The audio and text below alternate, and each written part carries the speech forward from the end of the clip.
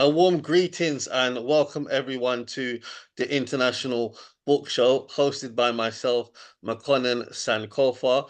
As well as being the host of the International Book Show, I am also the author of several books, including my first book, The Rise of Rastafari: Resistance, Redemption, Repatriation, Life in Gambia, The Smiling Coast of Africa, How to Market and Sell Your Book, A Guide for Beginners, and my latest book, Experiences of Living Across Africa.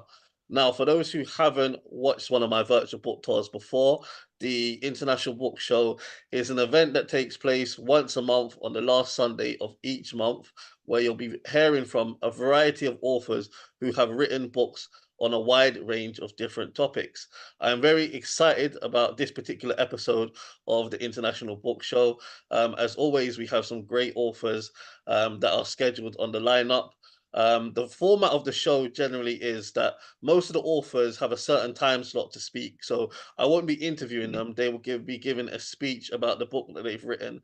Now, the speech normally on average is about 15 minutes, but depends, some speakers have a little bit less, but most of the authors will be speaking for around 15 minutes, where they'll basically be giving you a preview of the book that they've written.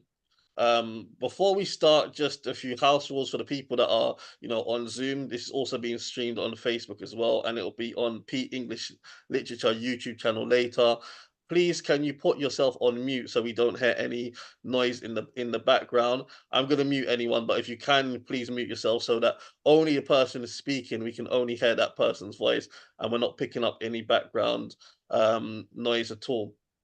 Also, I just want to mention to the authors as well is can you please, mention where your book can be purchased from? I will prompt you if you don't, but I shouldn't really have to prompt you. Please mention where your book can be purchased from.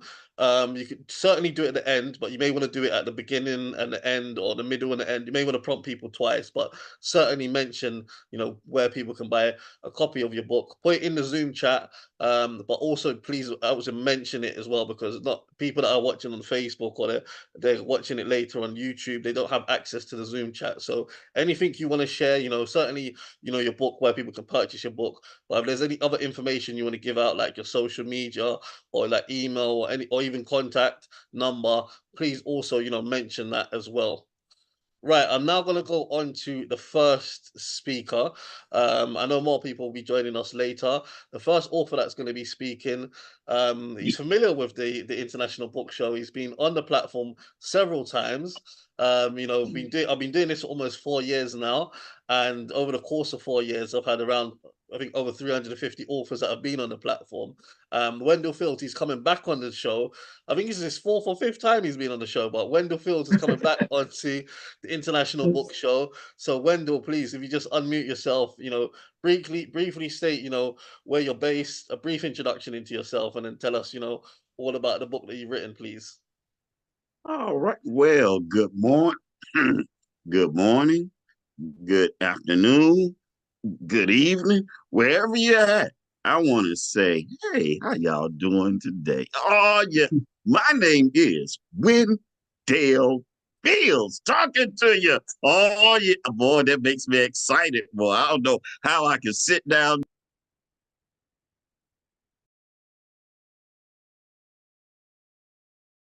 You've just become gone muted. If you just Oh, unmute, man. Oh, okay. Now can you hear me?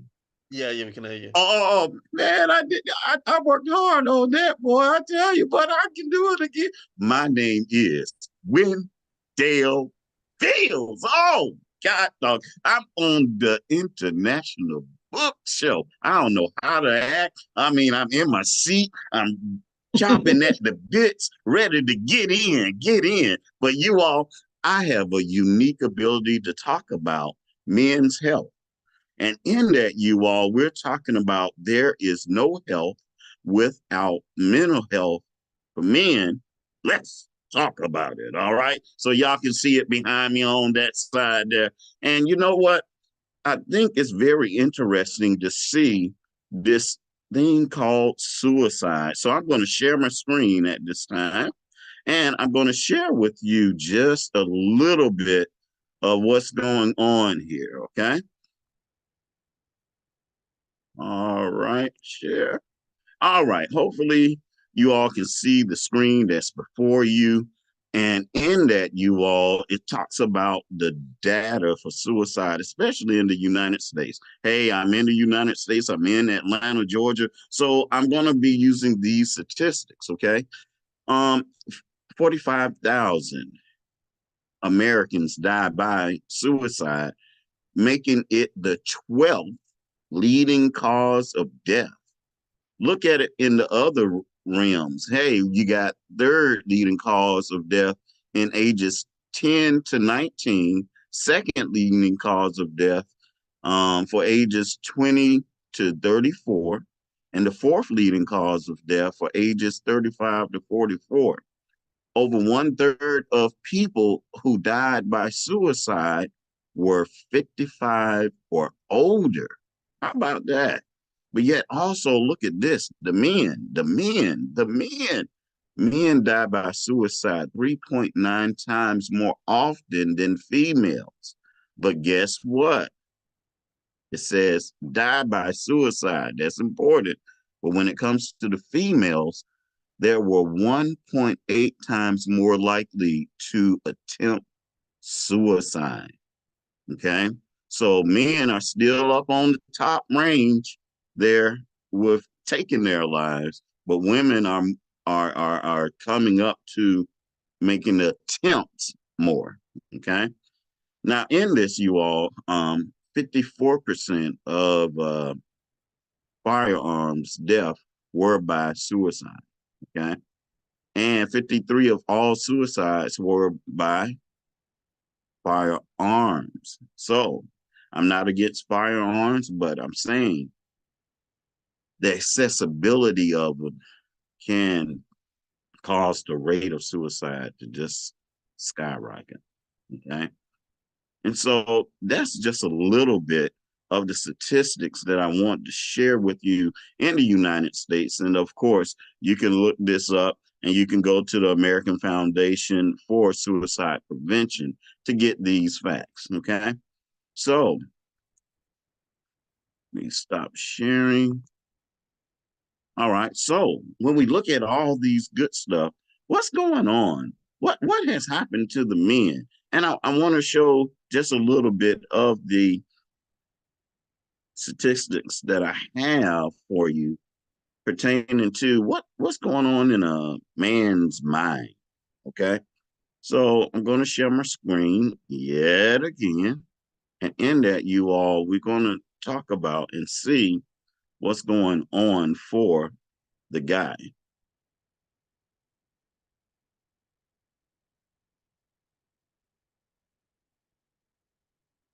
Let me share. Let me share. There we go.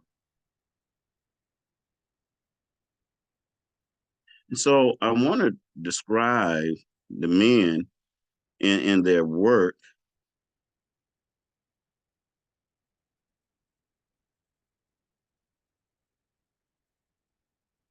It might not let me show.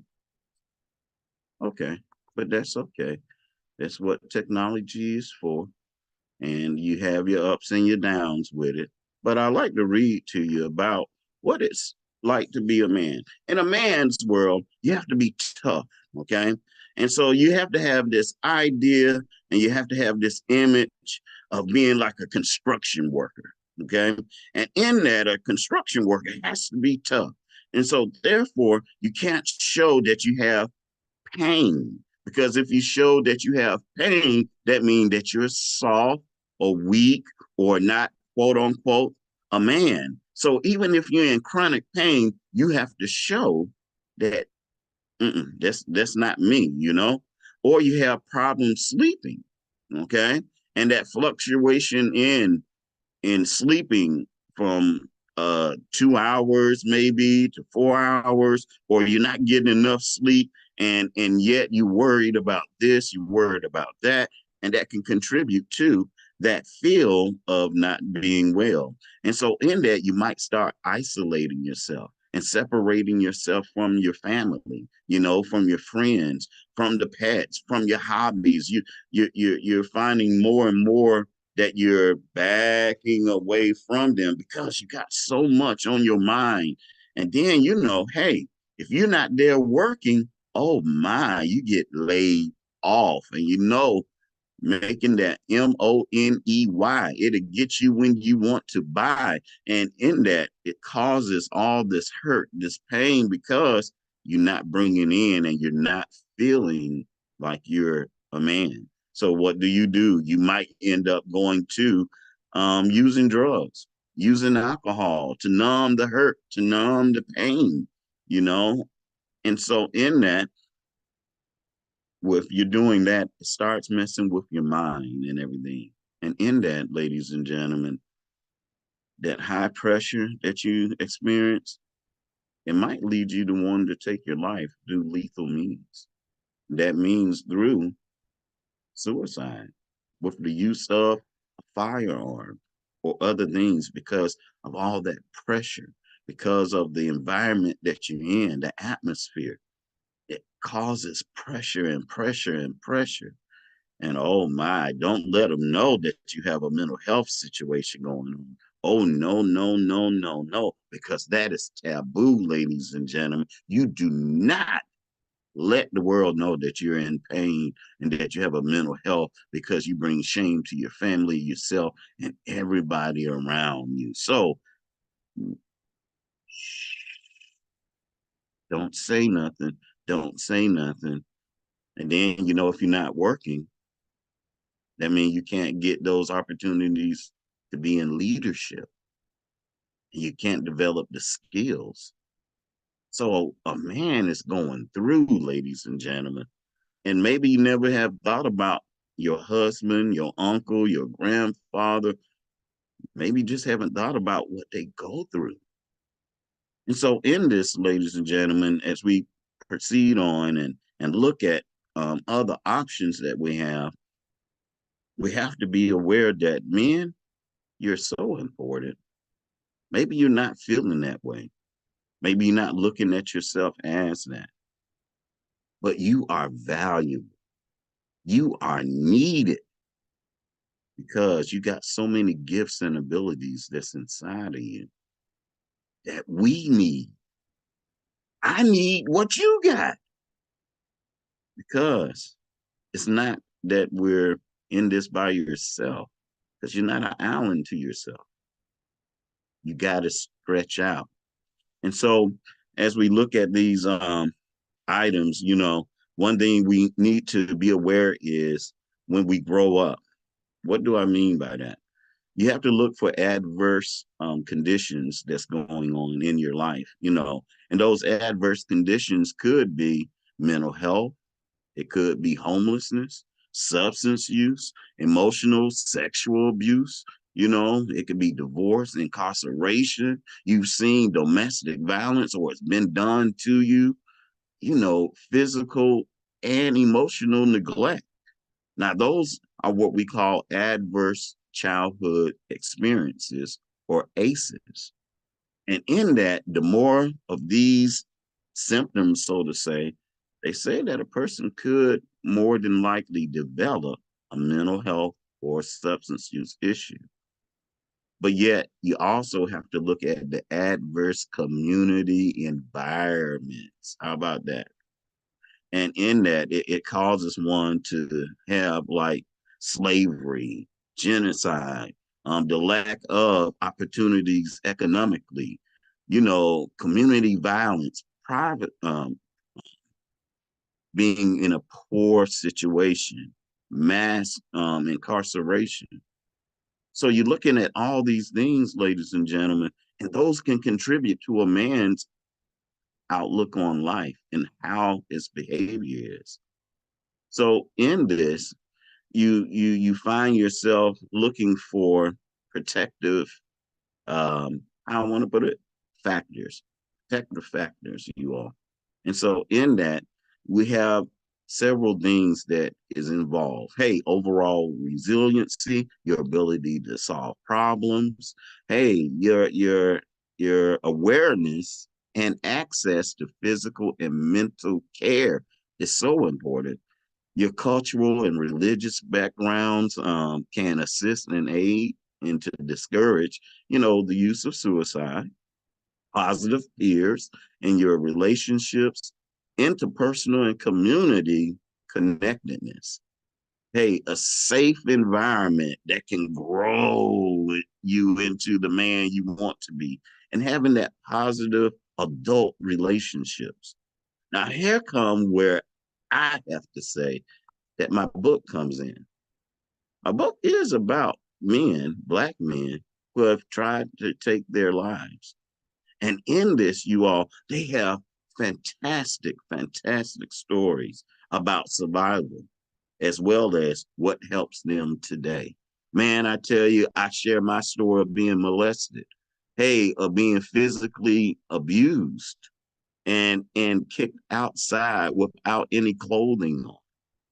And I tell you, those have backgrounds of trauma to them, being bullied, hey, using alcohol a whole lot in my life at that time. And hey, all these things are happening. But that book, there is no health without mental health, men and mental health. Let's talk about it. Hey, we talk about what is going good. Now, for me, I take medications. I'm going to be honest because I found out that my physical health is bad. So I got diabetes type 2. I have sleep apnea. Now, if you don't get enough sleep, guess what? It affects your mental health. If your sugar is high or low, it affects your mental health. But what I haven't told you was that my mom had bipolar disorder. And in this, I got the downside of depression and anxiety. And so, therefore, this book's help men talk about the issues. What you going? Who are you supposed to talk to when you get molested at 4 years old? That's me. And the world is just looking at how men are evolving to be better. But how can we be better if we got to work on that, man. To be strong, it's okay to be emotional with talking it out and having that other person to talk to. And in that, kapow, the brother man and the sister girl, they can communicate a little bit better. And you know what? I saw a cartoon earlier, and it had this picture of this woman telling her son, "You gotta man up, you gotta do this and do that, and so strong and be strong." And you know what? He grows up and he's with his lady friend. And in that, she says, "Why you don't talk to me? You're so emotionally unavailable." What is, and you can see that training, how that training has affected that man, how he communicates to that woman. So you all, I want you to find me, find the brother man on Amazon.com. Wendell Fields with There Is No Health Without Mental Health, Men and Mental Health. Let's talk about it. It gives you that support. It's going to give you that, oh man, I am not the only one. Because, men, we're not the only ones. Okay?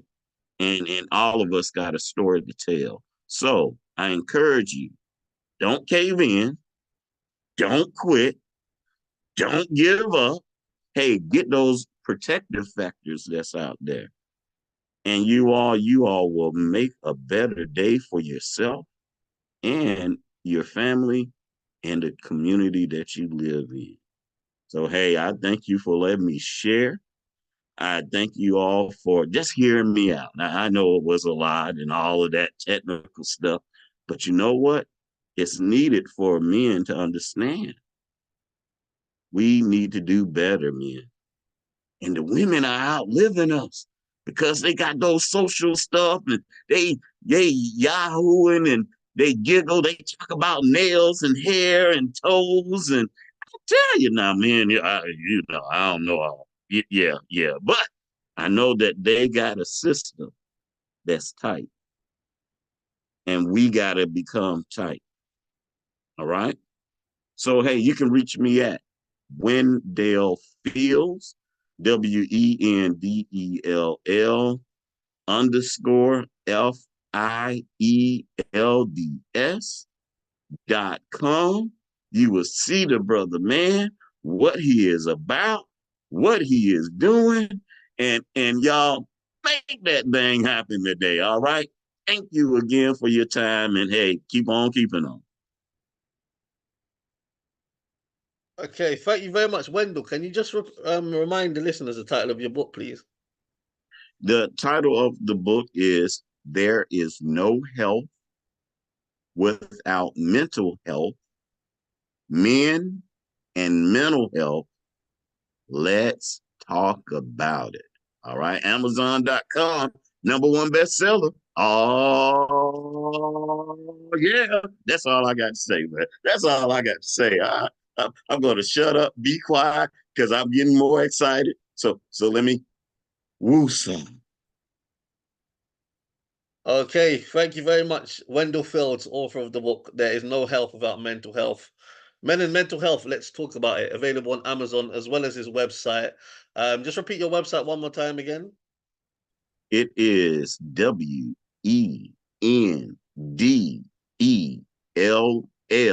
Wendell underscore Fields, FIELDS.com. All right. Okay, thank you very much, Man, Wendell. Please, thank you, sir. Thank you, sir. Thank you, sir. Thank you. please do put your details in the Zoom chat as well of your book link. And if you want to leave any contact or social media, feel free to do that. But also, please share the information in the Zoom chat. Welcome. I know more people are going to be joining us on the International Book Show. Feel free to, if you are joining us via the Zoom, feel free to leave comments in the Zoom chat and interact. All the authors that are speaking, remember after you speak as well to leave your Zoom link, your link to where people can purchase your book in the Zoom chat as well as mentioning it. So Wendell Fields, it's always a pleasure to have you on the International Book Show, and I look forward to having you back on again at a later date.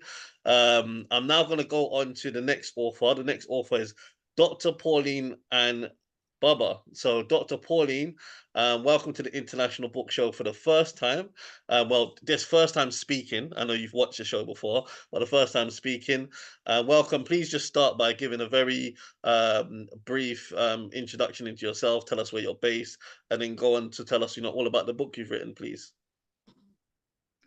Okay, that is a very large shoe to fit in with Mr. Wendell. Thank you so much for talking about mental health. That's very important to me too. I'm going to go ahead and share my screen here, if I can see it. Okay, I found it. Can you see my screen? Yes, we can. Can you all see my screen? Oh, okay. Yeah. All right. Good morning, everybody. Good afternoon, good evening. It's morning here in the Pacific. I live in Portland, Oregon. My name is Pauline Ann Bubba. I'm known on Amazon as Ann Bubba. I'm a native of Kogi State, Nigeria, but I've lived in this country in the US for about 35 years, on and off, back and forth to Nigeria. My love for writing actually started at the age of 13, very young in secondary school in Nigeria, when I won the Best in Writing and Literature Award in my secondary school. I'm constantly writing short stories and poems, but never published until recently. And that's because I self-sabotage myself. I don't think my stories are good enough. I don't think that anybody's gonna read about it. So I have stacks and stacks of notebooks that I write my stories in and my poems in without publishing. But writing, as a matter of fact, is a very calming thing for me. It is a mental thing for me. It's therapeutic. And I think some of you that write, you know that too. A little bit about my background. I'm an educator for over 35 years, for over 30 years. With over 30 years of experience, I run a company called E-Educational Advantage Consulting. I have a doctorate in educational leadership with a specialization in technology. So I write quite a lot on technology and leadership and education. So I love to write and I love research. I have over 48 publications in my professional area, mostly international publications. on so many topics: mental health, leadership, education, emerging and disruptive technology, and even autism I wrote a little bit earlier, about 10 years ago. Anything that just appeals to me, I begin to do research and I write about. A lot of my articles can be found on Google Scholar, on academia, and on ResearchGates. I recently turned my focus though to my childhood passion. Like I said, I used to write. I write a lot when I was in school. I lost my mom when I was 5. And so writing for me, I scribble a lot, while I was growing up. So writing for me is a way to let out some of the steam for a lot of the things that I'm not able to talk to anybody about. So, but as a technologist and as an educator with a background in writing manuals and guides for technology use, most of my books are very short. They're very easy reads, and they are guides. Like, they look like guides or manuals. So within the past 3 years, I've written some self-help books on relationship, confidence building, and on marriage. Talk about marriage. We're going to talk about that later on. A couple of the books that I have right now on Amazon are Banishing Self-Sabotage, Empty Nest After 50, How to Live Your Life After 50 and After All Your Kids Are Gone to College or to Career, Embracing New Beginning, and A Happy New You, which is my latest one. I'm blessed with 4 children, loving children, which is, they are my motivation. My students, my children, and myself are motivation for writing a lot of my books. Like I told Mr. McConnell, thank you so much for inviting me. I'm so excited to be here. I have so many books. I'm just gonna review just a little bit, talk a little bit about maybe 3 of them. But I have Banishing Self-Sabotage, Empty Nest After 50, A Mom's Guide to Life Without Her Children, A Happy New You. My favorite one is actually Embrace New Beginnings. Embracing New Beginnings, You're Not Your Past, is actually a very personal book to me because I've gone through a lot, and I'll talk about it when I get there. Recently, I've written the Healing Power of Forgiveness, How to Get Mad, Feel the Heart, Reflect, and Forgive, because forgiveness is only really for you. And the only prisoner in that prison of unforgiveness is you. People hurt you, but they don't even know they've hurt you, and you're sitting there pouting about what they've done to you. So forgiveness is a very personal thing to me. Unbreakable Resilience is another book that I've written, not published. So the last 3 at the bottom are books that I've finished already, but yet to go up. My very latest one is Marriage Without Tears, a book that I collaborated in writing with my fiance. So it's not published, but it's going up by the end of the day, hopefully. So I'm going to talk, like I said, about just briefly about 3 of my books. And the first one that I ever published on Amazon is Banishing Self-Sabotage. What is self-sabotage? You're always standing in your way. And I have I don't have a copy of it with me. I have a copy of the other 2, but I don't have a copy of it with me because I always like giving them away. This is a book that is written out of personal experience with myself, my children, and my students. I wrote this book with the hope that people will understand some ways they unknowingly and unconsciously self-sabotage. It's a book that tells you to get out of your own way and keep it moving. Interestingly, this 50-page book, I noticed, have been bought more by community youth leaders for youth programs, for youth leadership programs. They have been bought by moms and grandmothers who want to give it as gifts to their children. So it's an easy read, and it's a book that an 8-year-old can read. It's not that many pages. If you have an 8-year-old avid reader like my granddaughter, she finishes that book in just one day. So, it's a really interesting book. So I'm just talking briefly about some of my books, and then I'll call it a day. My next is Empty Nest After 50, A Mom's Guide to Life Without Children. And Empty Nest After 50, I am praying your life without children is not going to be to death or anything negative. It's going to be to your children moving on to career and moving on to college. I have an 18-year-old that just got admitted to college, and he's leaving me. So this book is timely, even though I wrote it a couple of years ago. Originally, I thought about this book when I turned 55, And I live in Nigeria while all 4 of my children live in the US. And I kind of was struggling a little bit with their absence. And what I did was to like fill my time with other things that would distract me. I threw myself into my work. I wake up at 6 a.m., be at work at 7, even though nobody is there. And I don't leave sometimes until 7:38 because I feel like I'm going into an empty room without my baby, especially the one that came here last. So I think that a lot of women, especially this book is especially for women. I know men feel it too if they are very close to their children, but they also man up. So they don't show the emotions like that women do. So I like most women, was lost. I was bored. I was confused. And I was just left with a feeling of emptiness. All of a sudden, no one was there. I don't have any children to pick and take to school. I don't have children to go visit at school. So this book is a guide that helps women who have lost their identity in raising their kids. A lot of women lose their identity. You know, everything we do is focused on our children, and then we don't like take time for ourselves.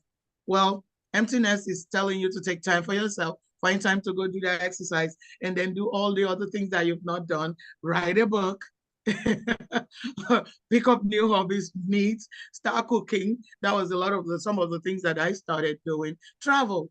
I mean, when you have that time, if you have the money, just travel and give yourself peace and knowing that your children are okay. People just joke about emptiness syndrome, but it is not a joke. When you're experiencing it, it is not a joke. This book is to help you navigate the complexities of emptiness without feeling crazy, without feeling what everybody is saying. Everybody's child is gone. It's not only you. It helps you to manage your relationship with your children when they are outside the house. So there are also some pointers on how to fill the empty void left by your children with new activities. Empty nest and midlife crisis are two things that actually go hand in hand. So, if you feel it, you can go through it with this short book. So I've also authored a book called Midlife Crisis: A Way Out, which is going also on Amazon soon. So like I told you, I scribble and scratch a lot, but these days my spirit is up and I'm trying to put up all my books. The very last one, which is this, Embracing New Beginning. That's my favorite. Empty Nest here. Embracing New Beginning is a very personal one to me. It's my third book on Amazon. It is 97 pages. I think it's because I double spaced it. Literally walks you through how to let go of your past, free yourself from limiting beliefs and the fear of change. And it helps you to navigate through how to embrace change and how to cope with it when the changes come. It's a very easy read. It reads like a manual with quotes on all sections of the book. I have a lot of quotes in the book. Matthew West's song about Truth Be Told is one of my favorite songs. So Tony Robbins says, you want to change your life, control the only thing you can control, which is how the meaning of what you're looking at. All right, how you assign meaning to it determines how it goes. And then there's Wayne Dyer, which says, change the way you look at things, and the things you look at will change. All right, that's just a few. I have the way I write my books, I have quotes in my books. So that's why it's a very easy read. The final thing about Embracing New Beginning, I had a personal encounter while writing this book. I experienced every single section of the book. It was actually written out of the idea of trying to validate my need to free myself from the limiting beliefs of divorce after 34 years.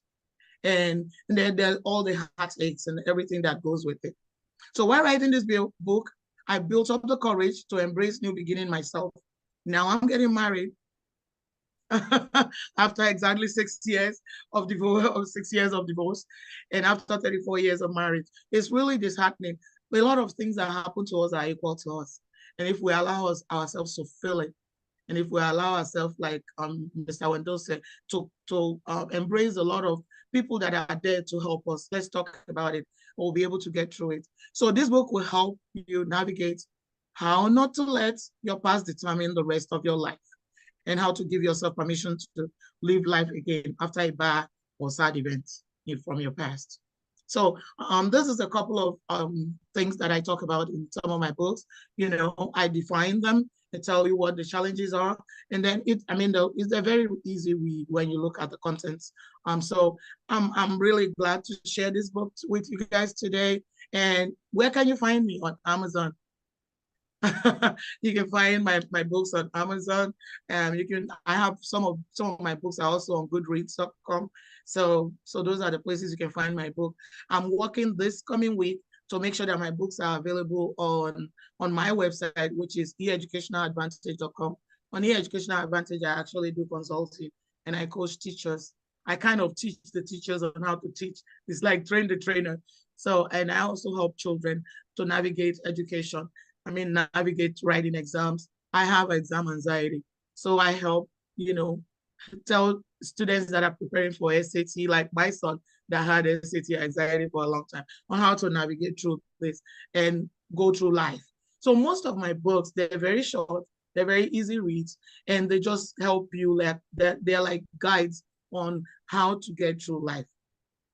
So coming up soon, very, very soon, is a very, very dear book to me on Unbreakable Resilience. So how do you develop the grit to go through life's challenges and to even navigate through your past and not let it limit you?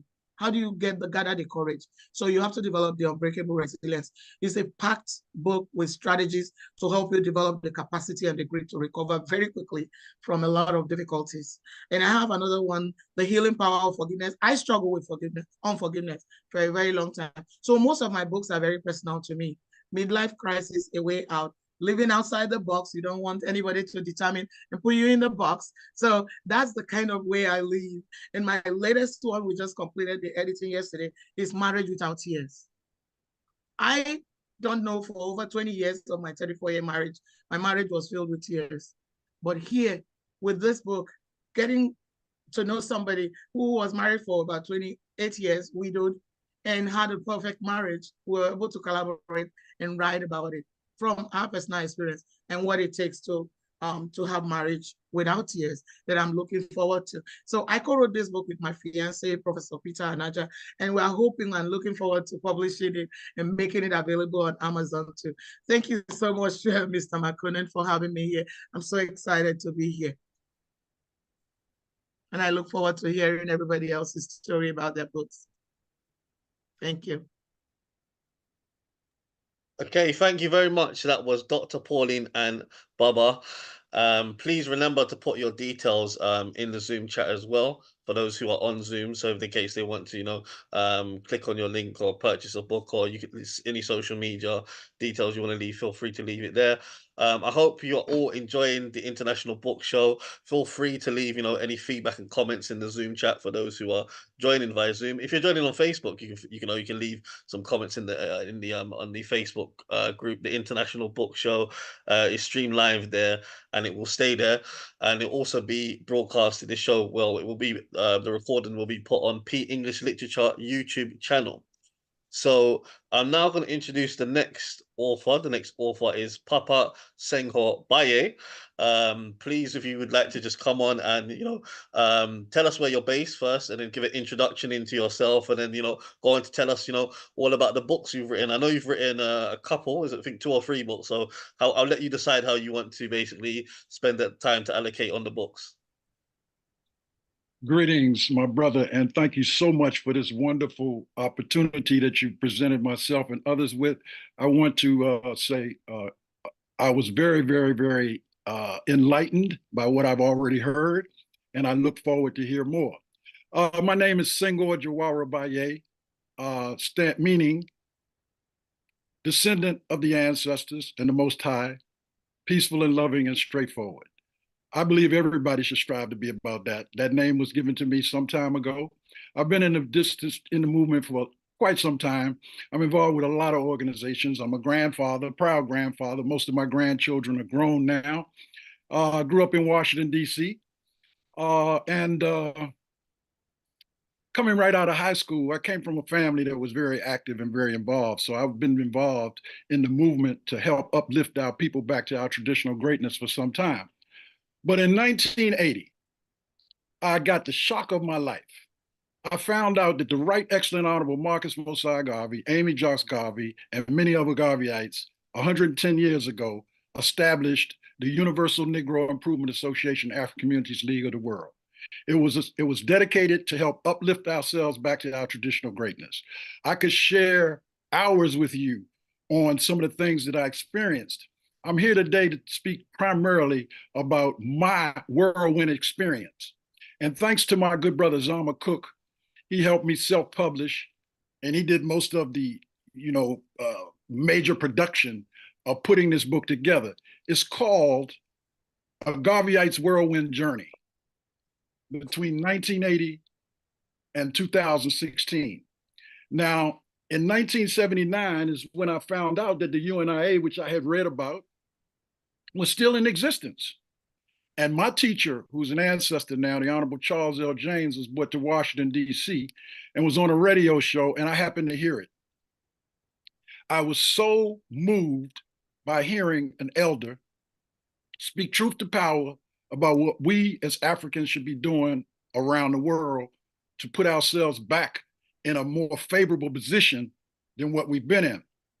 As Marcus Garvey traveled all around the world and found out in 1916, he came to the United States, and he traveled many other places before that, and he found out that we were on the bottom of the rung in everything. And he said, that's not right. So he did everything he could as a young man to provide a vehicle for us to get back to our traditional greatness. Thanks to Amy Jocks Garvey, and let me pause right there and just say, we in the UNIA today, and I'll come back to that, we understand African women are rulers. They're not just cooks. In fact, men should learn how to cook. Men should be healthy. I do health and wellness work. My queen, Kathy English Hope, she helped write the introduction to my book, as well as our world-renowned ancestor, Runoko Rashidi. And if you don't know who that is, you need to Google that name. Runoko traveled to over 120 some countries throughout his life, finding out our existence. And we all over the world, brothers and sisters. And in many places, we're doing great things. Sometimes we hear from the Yurugu or the mainline white media all of the bad things that are going on. But I understand the principle of polarity. Whether there's bad, there's good. So my book was designed to add to the great works of Dr. Tony Martin, Marcus Garvey Jr., Marcus Garvey Sr., Honorable Charles L. James, Estelle James, Queen Mother Moore, and I could go on and on and on naming ancestors, because I really believe that the African tradition teaches us that our ancestors live in the ancestral realm. And in fact, we are human beings having a physical experience in life, but we are spiritual beings in that physical experience. And once our physical life is no longer, we still are known in the world spiritually, and we are in the whirlwind, the ancestral whirlwind. So I want to put a lot of emphasis on that. I happen to serve as President General for 8 years, 2 4-year terms, from 2008 to 2016. So I actually became the 9th successor to the Right Excellent Honorable Marcus Mosiah Garvey and the 10th President General. And throughout those years, I was able to sit with elders who work with Marcus Garvey. There are many, as I said, that are now in the ancestral realm, but their work are very important. Most importantly is Amy Jocks Garvey. If it were not for the works of Amy Jocks Garvey, Marcus Garvey would not even be known as he is today. She did not only help support the UNIA, she herself was a giant Pan-Africanist.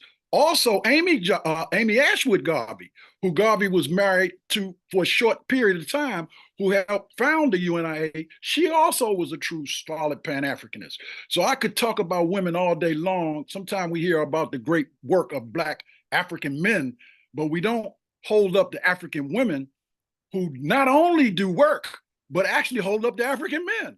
So the reality is I had to, as the 9th successor, follow up on what I was taught by the Honorable Charles L. James, who studied under Marcus Garvey, and The Course of African Philosophy, which is a book most people should get, and also The Philosophy and Opinions of Marcus Garvey, also Race First. Those are 3 pivotal books in order for you to learn more about Garvey. Let's fast forward now back to 1980, when I was moved and heard the Honorable Charles L. James speak, and I thought I was listening to Garvey. And it happened to be on a radio show here in Washington, D.C. After that radio show, I was sold on the UNIA. I found out it's still alive, was alive. And for real, 110 years is a long time. But in 1920, 4 years after Garvey traveled to the United States, the International Convention was held, and over 25,000 of our brothers and sisters from around the world came and established what is also looked at and is a government.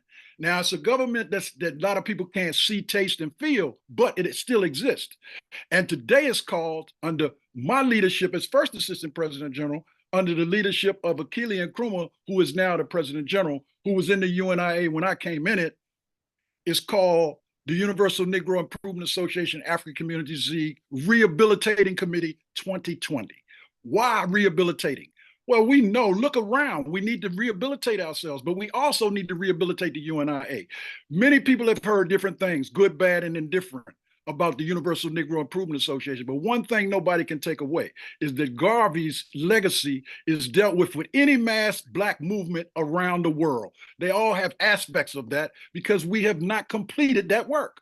So what I did after serving as President General and seeing a lot of the things going on with our African people, because we need to do internal repair as well. Yes, we need reparations, but we need internal repair, which is most important, because even if we gain reparations and haven't internally repaired ourselves, we won't know what to do to get back to our traditional greatness. So I wrote this book, and this book is dedicated to the work that a lot of the ancestors who are no longer with us, both old and new ancestors, that contributed work to keep this movement alive. So from 2016 to 2019, we saw a lot of things go on that were not in order. Sometimes we as Africans get into leadership and we begin to emulate the same kind of bad principles, bad attitudes, and egos that we get from the oppressor. We got to be very conscious of that, brothers and sisters, because Garvey saw it. All the president generals after him saw it. Amy Jocks Garvey saw it, and I saw it. So I wrote this book. And I'm proud to say that even though I'm still a humble servant to the Most High and following my ancestors, that I understand clearly that we need to heal ourselves, heal our relationships, and consolidate. That's why we're rehabilitating the movement today. Now, there are many aspects of the UNIA that you'll hear about, but the fact of the matter is those of us that have 50 years, 40 years, and 30 years of experience understand what went wrong internally as well as the oppression that came. So let me get to the book. The book is dedicated to my spiritual journey.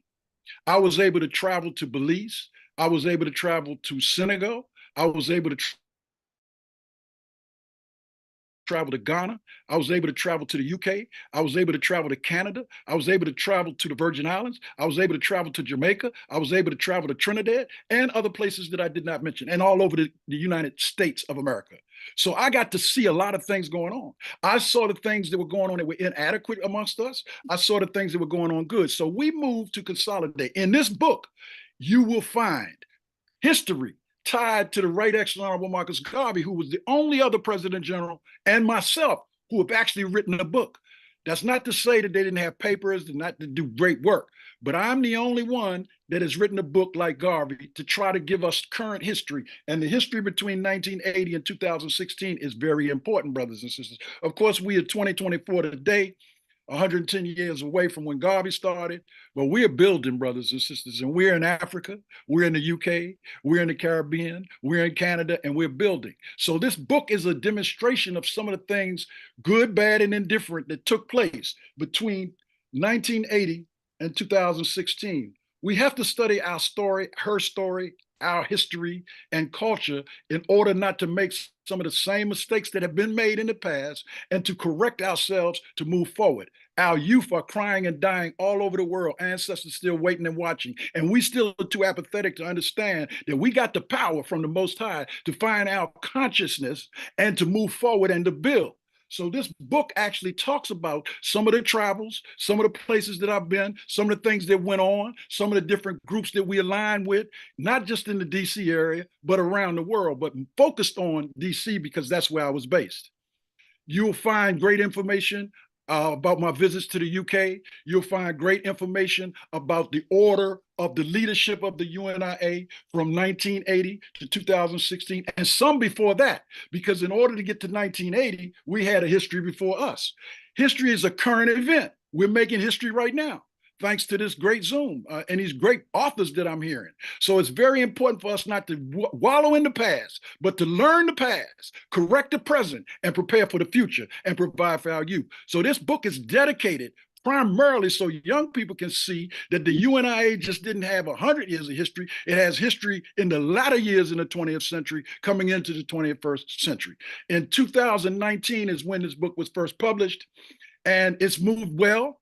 I published this so that my grandchildren, so that all African people around the world can understand it from my view, the whirlwind experience, because we're living in the whirlwind called Kamunga, Swahili, the whirlwind.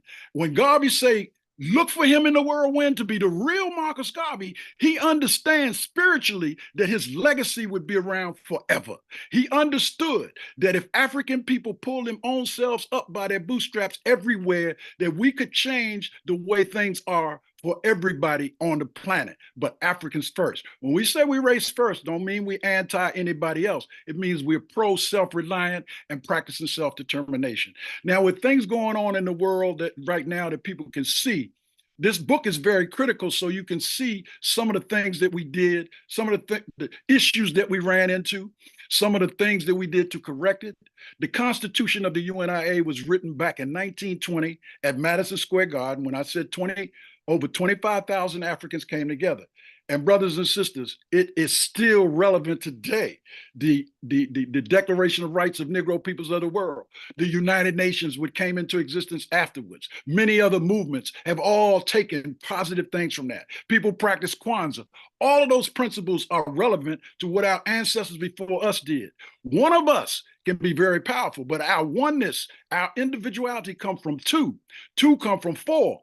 4 come from 8, 8 come from 16, 16 come from 32, and et cetera, et cetera. So the further you go back, your DNA, your ancestral energy is more powerful than you as an individual. And you are responsible to find your cosmic assignment. Everybody has a story to tell. I heard that earlier, and that's very important. Telling our stories, learning how to share with each other, learning how to close ranks, learning how to deal with social services for ourselves, learning how to deal with our own economic development. This is all self-reliant I'm talking about. We're not talking about the carving up of Africa. We want Africa whole. And when Marcus Garvey said Africa for the Africans, those at home and those abroad, he was talking about African people all over the world, regardless to what religion, regardless to what philosophy you come from. It is relevant for us, and our children can see that we haven't done enough for them or passed on enough for them, and they're angry. They're very upset, and you can see it happening all over the place, particularly on the continent. A rise and a change is coming. But if we don't read and study our history and learn more about ourselves, then we are definitely going to make some of the same mistakes that were made yesterday.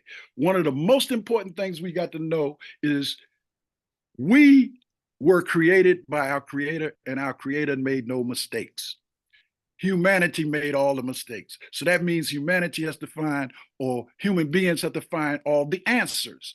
And the Most High, as I see the Most High, and I'm not talking from a religious perspective, I'm talking about from a spiritual perspective, because as above, so below.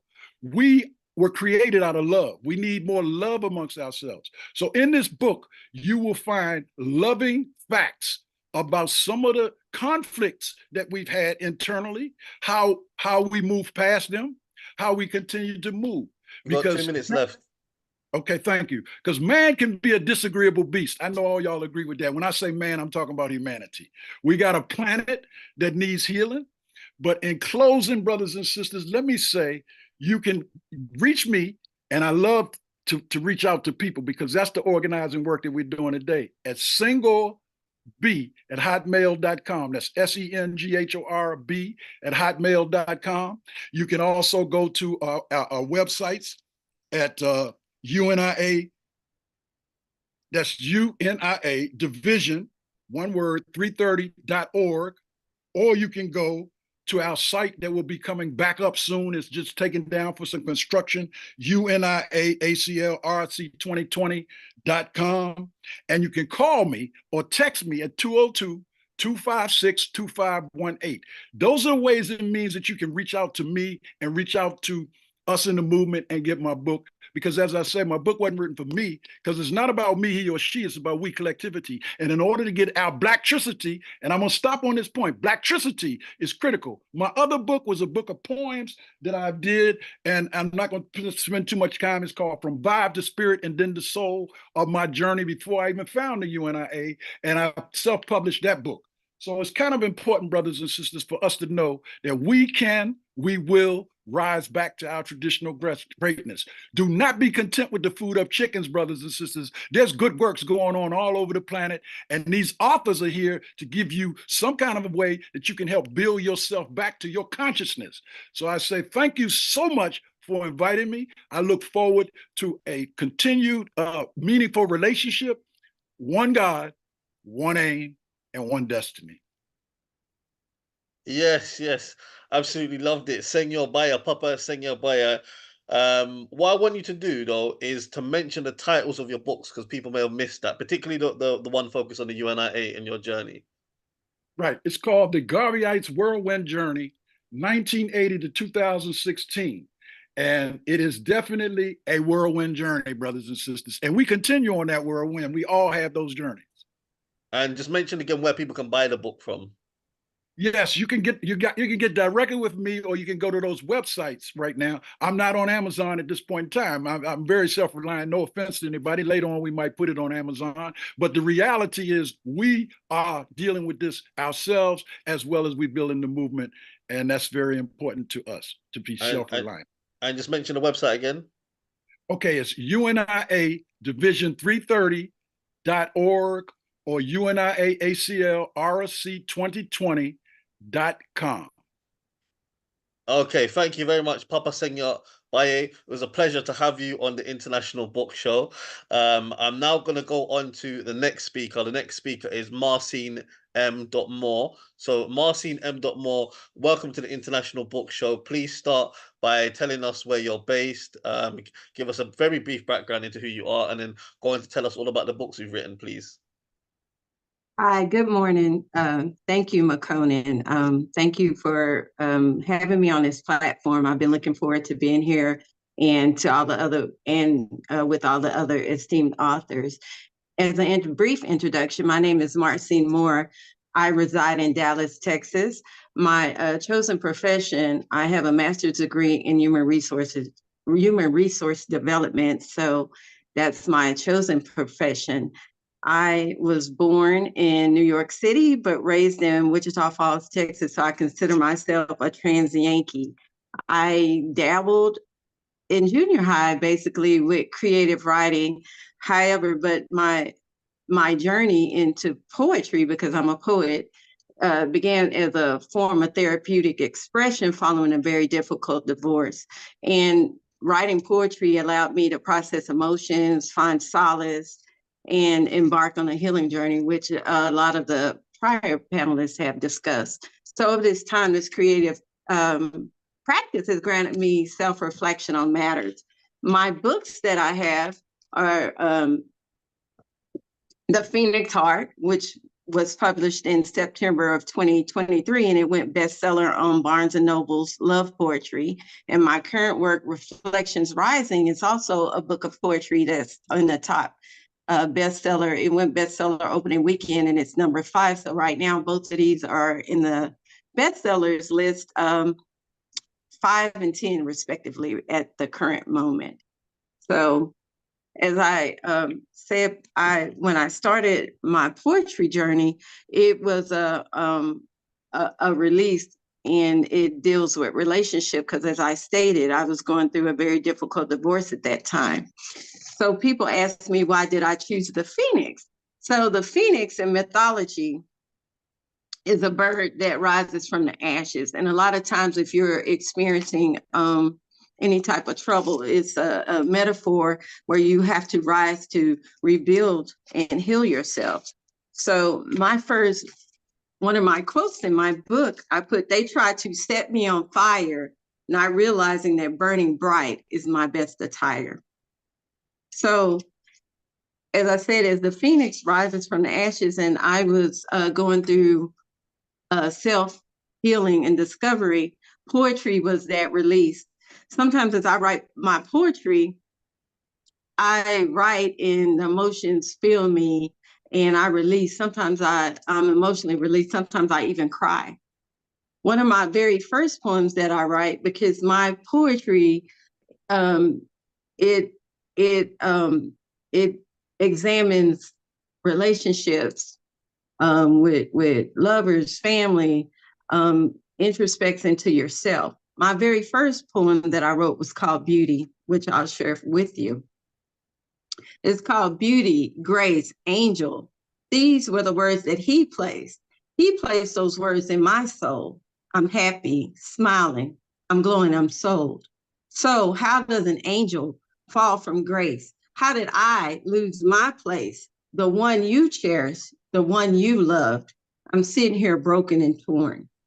Everything was perfect until I realized that beauty, grace, angel was just a phrase used to create and to destroy. All this time I realized I had been your toy. Ugliness, deceit, lies, defeat, wings clipped, earth shattering grief, broken, defeated and torn. The angel can fly no more. Beauty, grace, angel. These were the words that he placed. So with that being my very first poem, I realized that I could heal myself therapeutically. And I never thought that I would release poetry to the world. So as I said, I examined what my poems Rose, like I have one poem called Rose, and it examines the marriage, the institution of marriage, because a lot of times in society, people, when they get married, they're placed in these roles that they expect, and they don't take the time to look at their partner and see what their partner needs. And that's because they're doing what a man's supposed to do or a woman's supposed to do, not realizing they're running out of time with their partner. And also, as I was going through my healing journey, my other part that healed me, I realized that men, as Mr. Wendell had discussed, they also go through unspoken trauma and are dealing with trauma in relationships. One of my poems called Why Do I Love Him So Much actually touches on men trauma in relationship, because men are taught that they are not allowed to express their hurt or their trauma in a relation if they've been through a relationship trauma. And one of the lines that I quote, I'm not going to read the whole poem, it says, then I look into his eyes and I see all the pain. He pictures that every woman is the same. You know, as I said, men do go through things, and yes, I'm female, but at the same time, I can see that men need release too. And some of my poetry is geared toward examining parts of what men go through in relationships, although it's from my point of view, but it's very valid. As I was going through my journey, I came to the part in my life where you have a pivotal, I didn't know whether I wanted to go left or right, and you're at that fork road in your life. And so one of the poems that I wrote at that point, which decided if I would go left or right, was called Hollow. I'd like to share Hollow. It says, I'm empty inside, hollow. Hollow is emptiness. Is emptiness good? Maybe or maybe not. Who knows? But my soul, it needs relieving. I don't know whether to laugh or to cry. It's a confusing thing to feel hollow inside.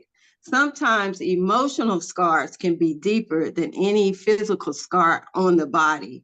The effects of hollowness that can either make you fight or leave. I choose the latter of the two. Now I'm wondering why suddenly do I have this feeling It's not joy nor hate, just emptiness, hollowness, taking up the space in my body that once was my heart. I'm listening and feeling, putting my hand on my chest. I need to feel it beating, pounding something. I need to know I am alive. This hollowness, emptiness is deceiving. It's kicking in my flight or fight syndrome. Oh, and I'm feeling like I don't know what to do. I'm not going to remain hollow, bruised, and destroyed.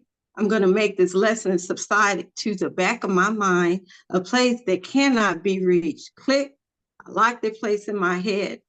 I'm empty inside, hollow. I'm anticipating what will occur next, because no soul should be empty, hollow, or dense. So as I proceeded, that was a turning point in my life, a precipice on what I needed to heal. So as I proceeded in my journey, because in the Phoenix heart, it's the evolution of the heart, which goes from being broken to examining why you're broken to when you're being healed. And once you reach a point of self-worth, one of my other favorite poems is called Second Thoughts. And what Second Thought breaches on is that once you are healed, you will not let people come back in that mean you no good to your life. You are healed, you're strong, and you will tell them you're not welcome, close that door.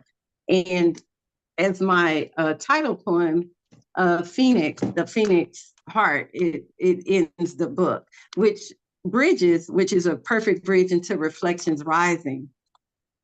So Reflections Rising is just as it says, it delves into the concept of self-reflection, a skill sometimes that you don't want to address, because that's very hard to look at yourself and reflect on what you can do right or what you need to do. In this book, at the back of it, even though it's a poetry book, I put a journal where when you're reading the poetry, you can reflect on the different topics that I have written about in here. And again, I continue with the theme of the blue phoenix, because the blue phoenix meaning is it's a symbol of transformation, rebirth, and courage, and it represents the ability to change and grow from within. So the poetry, as I stated, reflects this fact. And after being healed, things kind of lightened up. And one of my favorite poems that I'd like to share in here is called Bonded. And it's about love, of course. Love makes the world go round. Bonded. He is the fire that warms her heart. He is the water that quenches her thirst. He is the air that fills her lungs, the one who fills her soul. He has made her whole. He is. She is the one who ignites his passions and lights a flame. She is the one that brings harmony to him. She soothes his soul. She is the peace he never found. She is. Is it possible? Is it true? The two have found each other, bonded souls connected. They are melodic. They breathe life into each other. They are love. They are one. They are. So,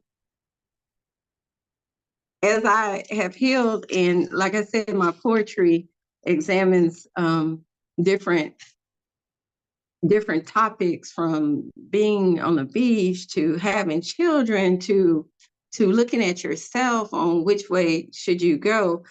I like to challenge all poets or people who read my poetry to think authentically what lies within you. And if you do write poetry, to trust your instincts and always be honest and vulnerable and unapologetically you, because remember, poetry is a sanctuary. And I would hope that with my words, if it helps one person, that would be my gift to the world, a legacy. So in closing, I have a poem called Legacy. I would like to read that. It's very short. It says, when I look into your eyes, I see me, dreams materialize, the mini version of me, love beyond infinity. I'll go to the end of the world to protect you, protect what's mine, legacy, the one with my blood running through your veins, forever love, life created. Carry me through the hands of time after I cease to be, my legacy. Again, I am Marcine Moore out of Dallas, Texas. You can find my books on Barnes and Nobles. My social media on Facebook is marcinem.moore.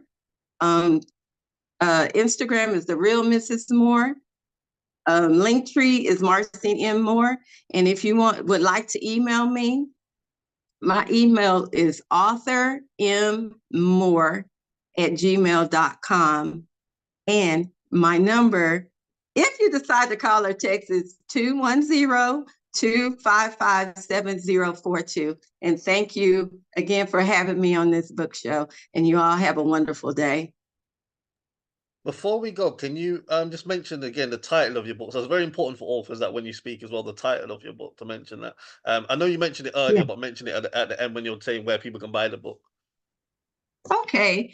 The title of my first book is Phoenix Heart, and the second book is Reflections Rising.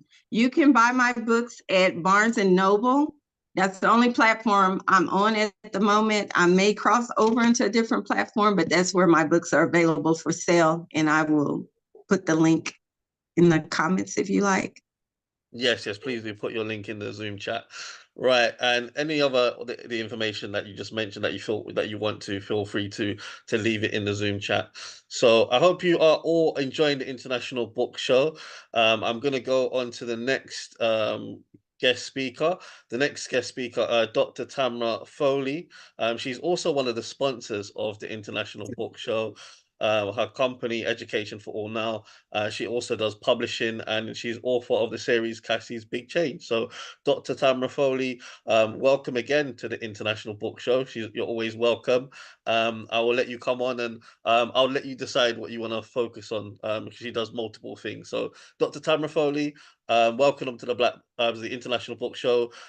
Please just start, for people who don't know, with a brief introduction of who you are. Tell us where you're based, and then go on to talk about if you want to focus on your books or your publishing or consultancy you do.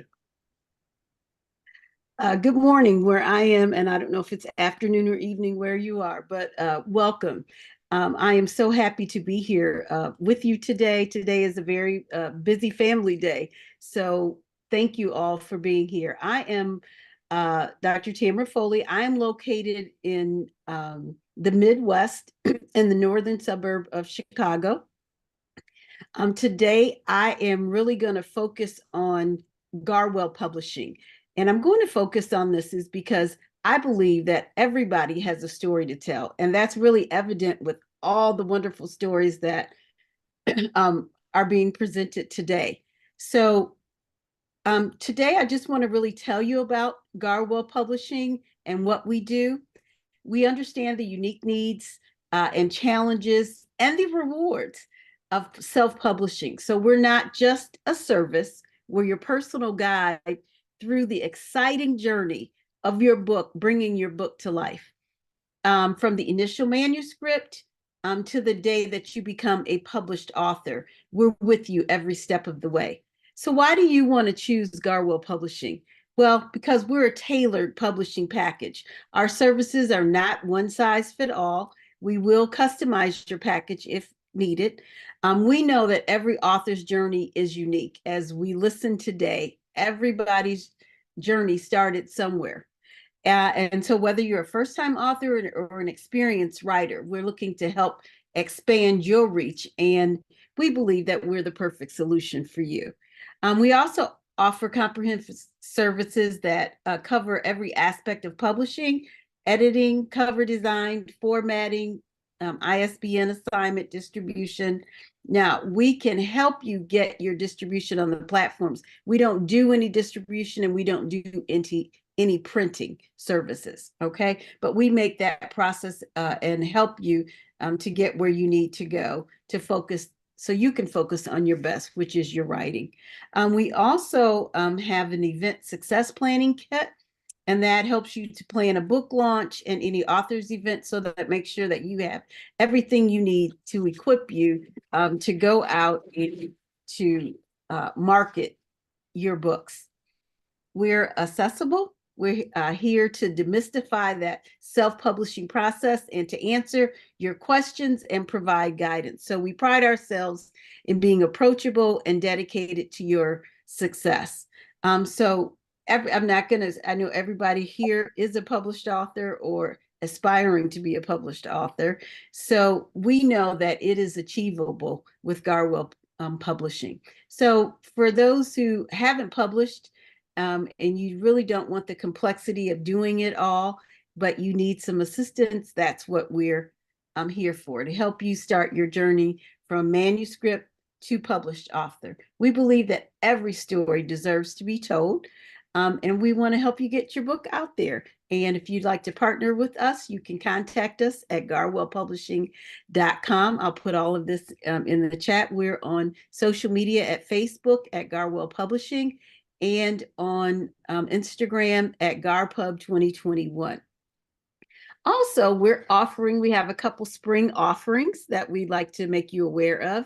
Our exclusive March offering, even though we're at the last day, it's still available. So you can receive $100 off a package when you make half your payment.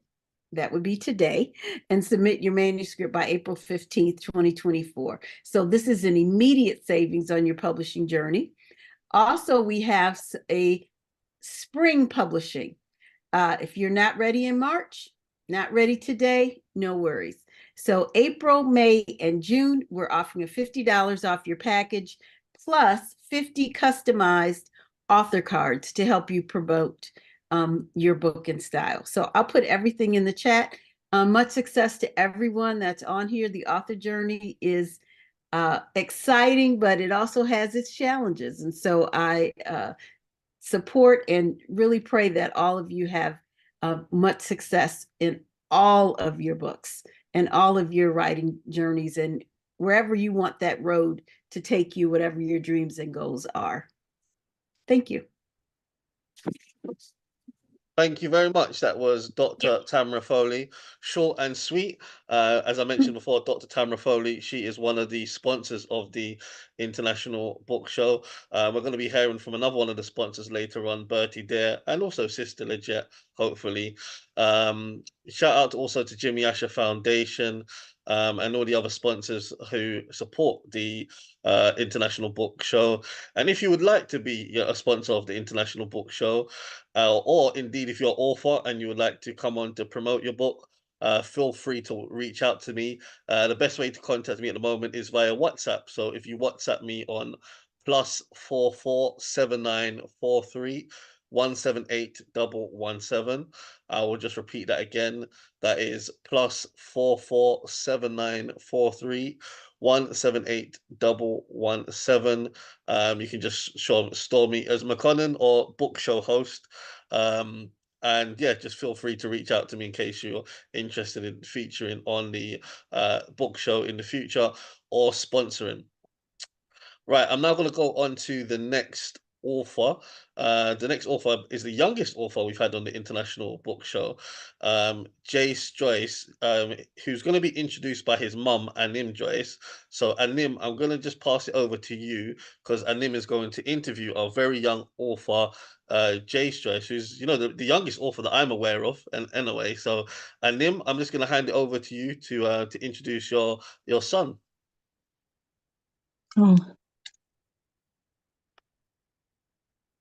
Oh, do you know what? You're on mute. If you just unmute.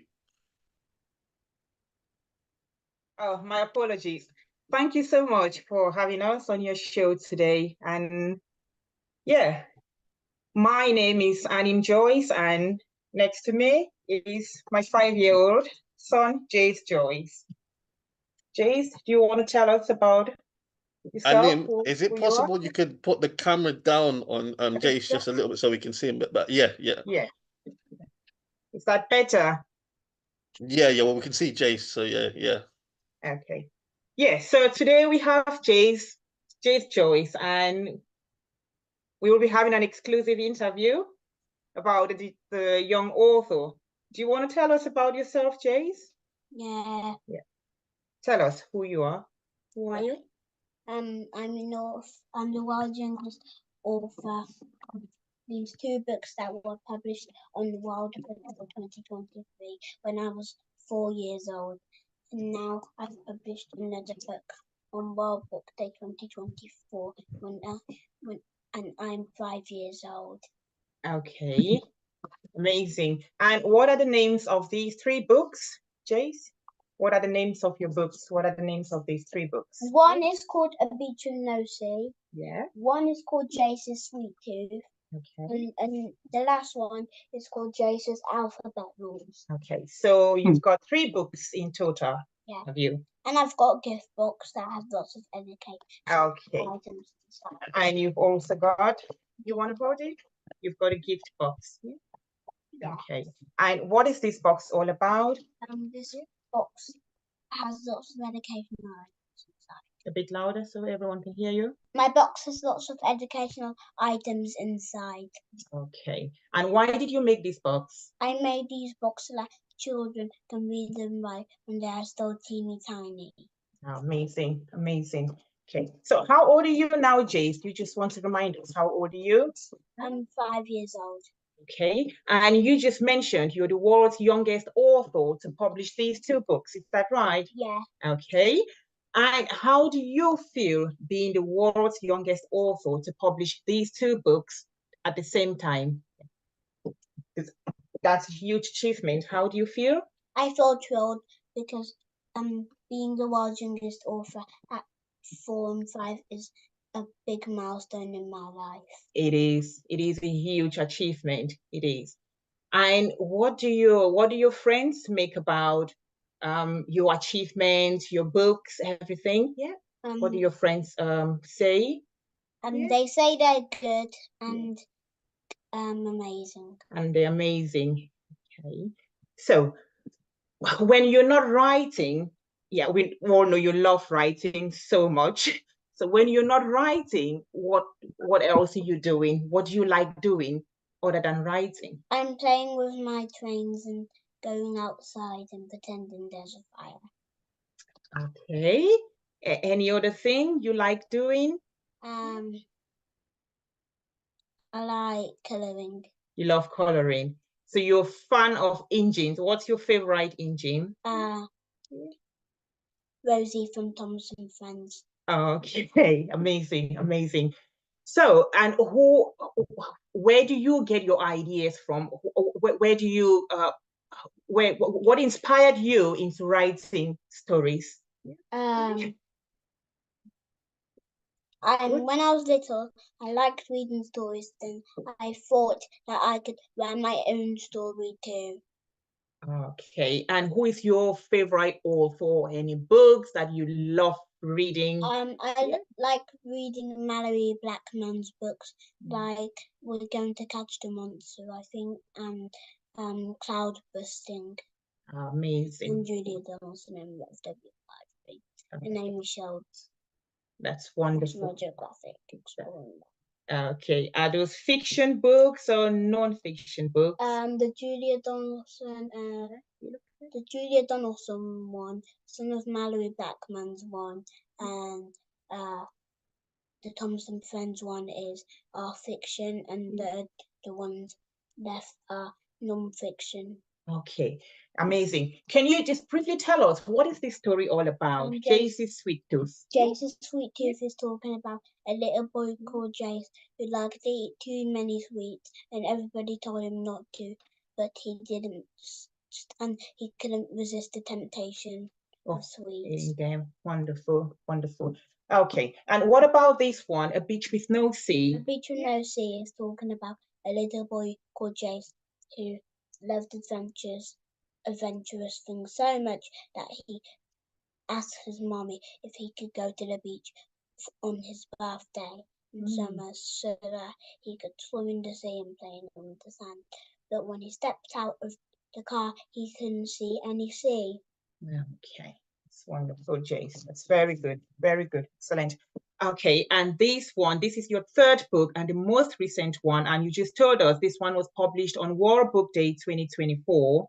Okay, what's this one all about? It's all about it's Jace's Alphabet Rules. yes, Jace's Alphabet Rules, and it's a book that helps children to be organized when they have to do something. When they've got to do something. So it's about children being organized. Yeah. Is that?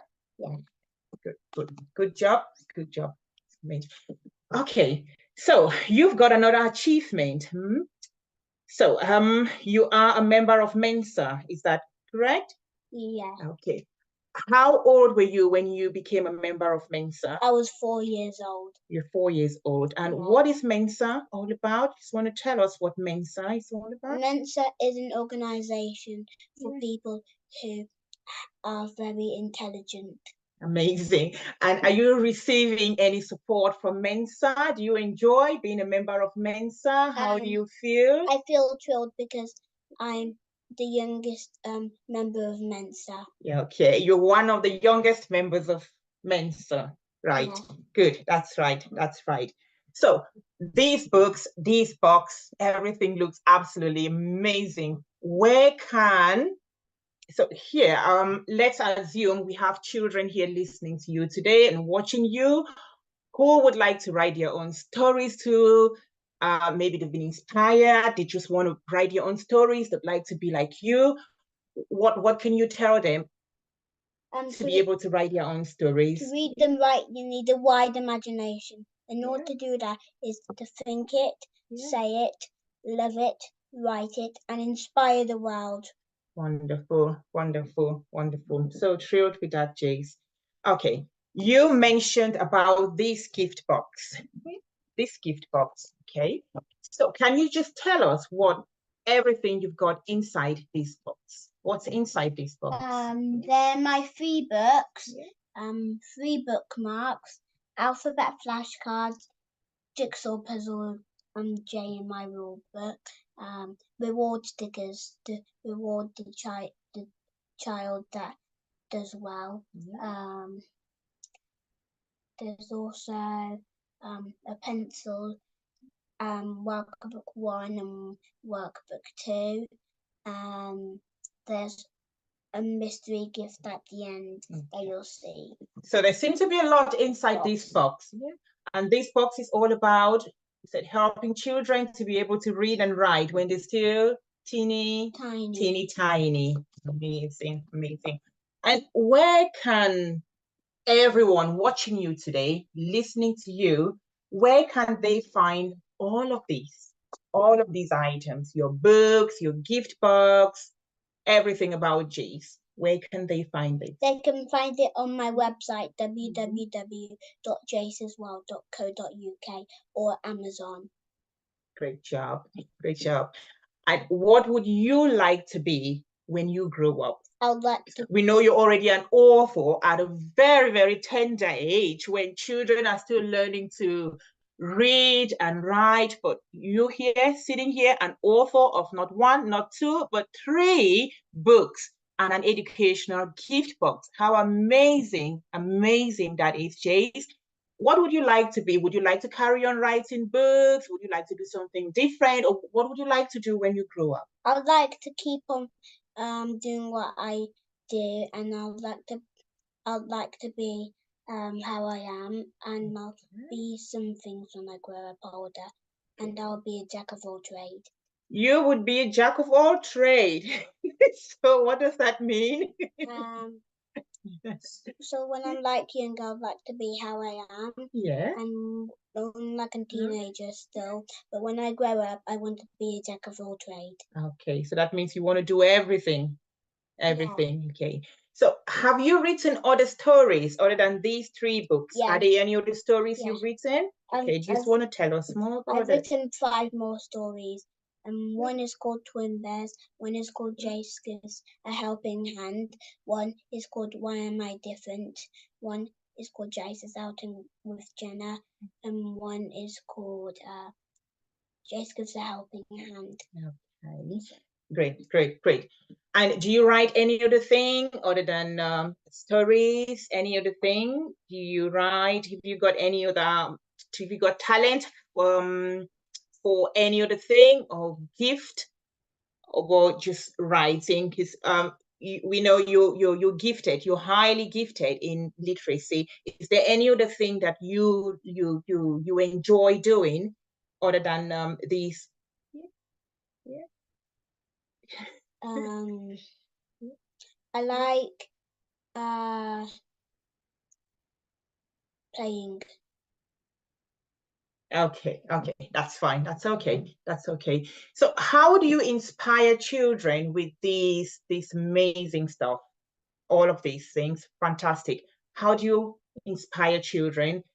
What do you do? If you just reading these books and just put them on your website, or do you do how do you get to how do children get inspiration from you to be able to write their own stories? Do you go to schools, or do you do you want to tell us about that? I go to the schools, shops, and places.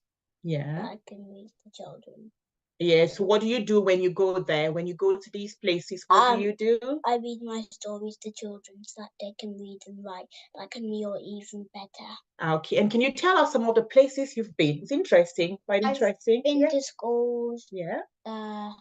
Libraries. Schools and libraries. Yeah. Okay. And I understand you've been to, is that the largest library in Europe? Yeah, the largest library. And what is that called? It's called the Library of Birmingham. Okay, can you tell us a bit more about that, about your event at the Library of Birmingham? Which one? How many times have you been there? I've been there 2 times for an event. An event, okay. So you've been to, you've hosted a story time session at the largest library in Europe. And what was the reaction like? What were the children happy? Were they blown away? Were they thrilled? Blown away. Blown away. Okay, amazing, amazing. So what would you like to tell everyone watching you today who's all been listening to your amazing achievement? What would you like to tell them? So I know you've got your launch coming up, is that right? Yeah. You've got your launch. Do you want to tell us just a bit about that? So I'm going to have a launch. And what would you be launching? I'll be launching, it's the first launch of my gift box and my 3rd book, Jace's Alphabet Rules. And it's going to be at Mayor Green Community Centre on the 27th of April. Okay. And what would you like to tell everyone listening to you today? If you don't go there, please support me by buying my items on my website or Amazon. Yeah. So sign up quickly. Okay. Did we all get that? I think they've all got that. Yes, they all heard that. What you can do, sorry, is just repeat again where the book launch is going to be for those people, because I didn't quite catch that. So if you just repeat the book launch, yeah. Okay. So Jace will be launching his first launch of this book, which is his 3rd book, and his gift box will be at his local community center that's in Birmingham, United Kingdom. Community Center. He would be launching this on April 27th. On the 27th of April, 2024. And you're looking forward to having as many people as possible. Yeah. And who else would be attending? The Mayor of Sutton Coldfield. Mayor of Sutton Coldfield would be attending your event. Okay, brilliant. So Jace would like everyone to support you by buying my books. Buying your books, buying your gift box. If they can't make it. Okay. And just can we repeat one more time for those people who may have forgotten, they didn't quite digest, where can they get the books and the gift box? They can get it on www.jacesworld.co.uk or Amazon. Okay, brilliant. So Jace has a website, Jacesworld. Or Amazon now. Okay, it's called JC's World on Amazon Google, now. which is JC's World, or www.jcsworld.co.uk. His books are also available on Amazon now. and mainstream bookshops, both Amazon. yeah, on a global scale, both in the UK and outside the UK. His gift box at the moment is only available on his website, but like I said, the books are available in mainstream bookshops, both in the UK and outside the UK online. And the title of the books? The books, so we've got JC's Alphabet Rules. We have A Beach with No Sea, and we've got JC's Sweet Tooth.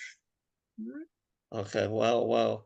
Well, thank you very much, Anim and Jace, for joining us on the International Book Show. I'm very impressed by Jace, who's, such a young author who's written a book than, a lot of people that are a lot older than him. He'll be soon catching up to me. I've written 4 books. He's only on 3. So, congratulations. Is there anything, Jace or Anim, that you guys want to say just before we go? Would you like to say anything else? Would you like to say anything to? Yeah. Yeah. Do you want to say something? What do you want to say? Thank you for watching, and thank you, McConnell, for having me on the International Book Show.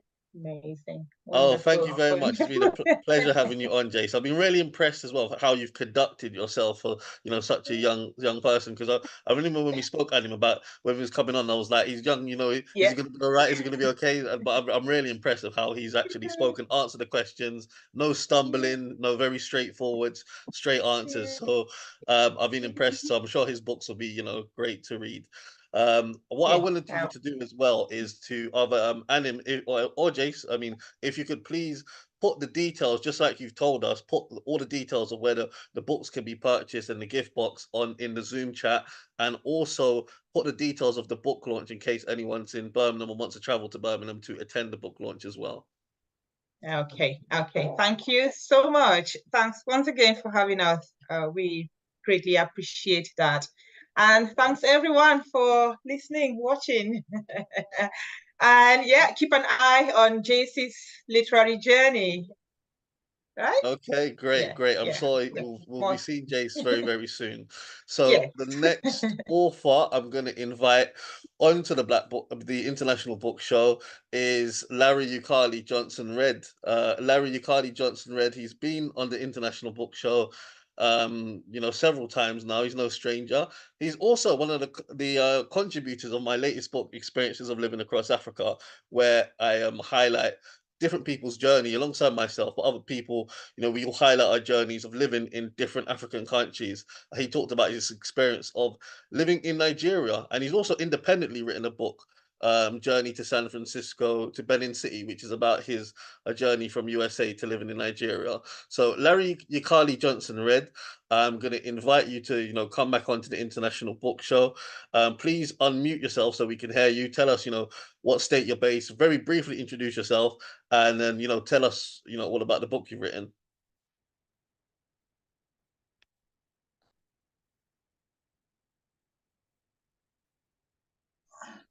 Well, good morning and or good afternoon, wherever you are in the world. And again, I'd like to introduce myself as Larry Ukali Johnson Red. Thank you, McConan, because we have done a couple of other shows and interviews, and I definitely appreciate working with you, my brother. Again, I'm from California, San Francisco, California. I was born and raised in California. When I graduated from Balboa High School, we were pushing for having more Black studies in school. And it was a big thing in our school because we had several thousand African-American students demonstrating in '68. So I come from a long line of struggle, and I joined the Black Liberation Movement in '68, '69. However, my book that I'm promoting now is called Letter to My Young Brother, and you can see it all in the chat. I have all of my 6 ebooks that are on sale at Amazon.com Kindle, as well as I have the advertisements for this book, Letter to My Young Brothers and their parents. Now, this is a book most definitely designed for a family read. And seeing that young brother, that just gave me encouragement, because we have to bring our young people forward. So this book is a book that I've just written. It's on Amazon.com and Barnes and Nobles, as well as a lot of other platforms online and personal stores. And this is a book that will go over the first level of education, which is elementary school. The first chapter, in fact, is about elementary school. Second chapter is about surviving junior high school. And then the third chapter is about graduating from high school. And the fourth chapter is for those young brothers in America and other places who have thought about, well, I'm ready to drop out. And so this is the fourth chapter is an argument why they shouldn't drop out of high school, so that they can continue working towards college or even other kinds of success. And so this book is again all over the world, and it was featured at the London Book Fair recently.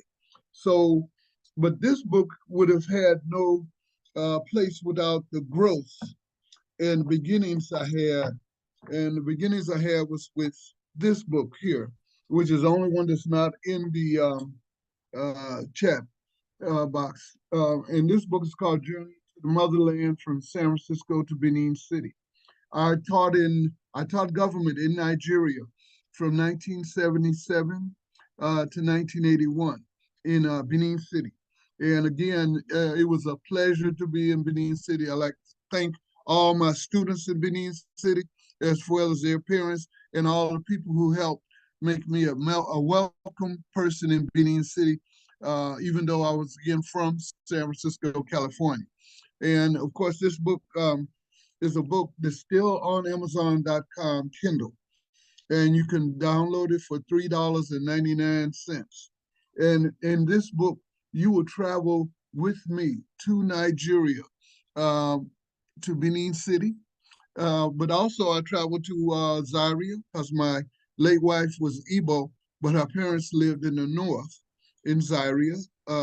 You also get a chance in reading this book to travel with me to the east, where I went to have a native law and custom marriage with Chinwe Amechi Uzoma Johnson Red, my late wife.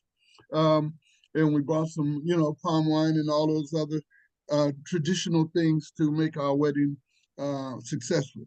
And, unfortunately, though, my late wife Chinwe has passed away when I was 33 and she was 33, because we were the same age.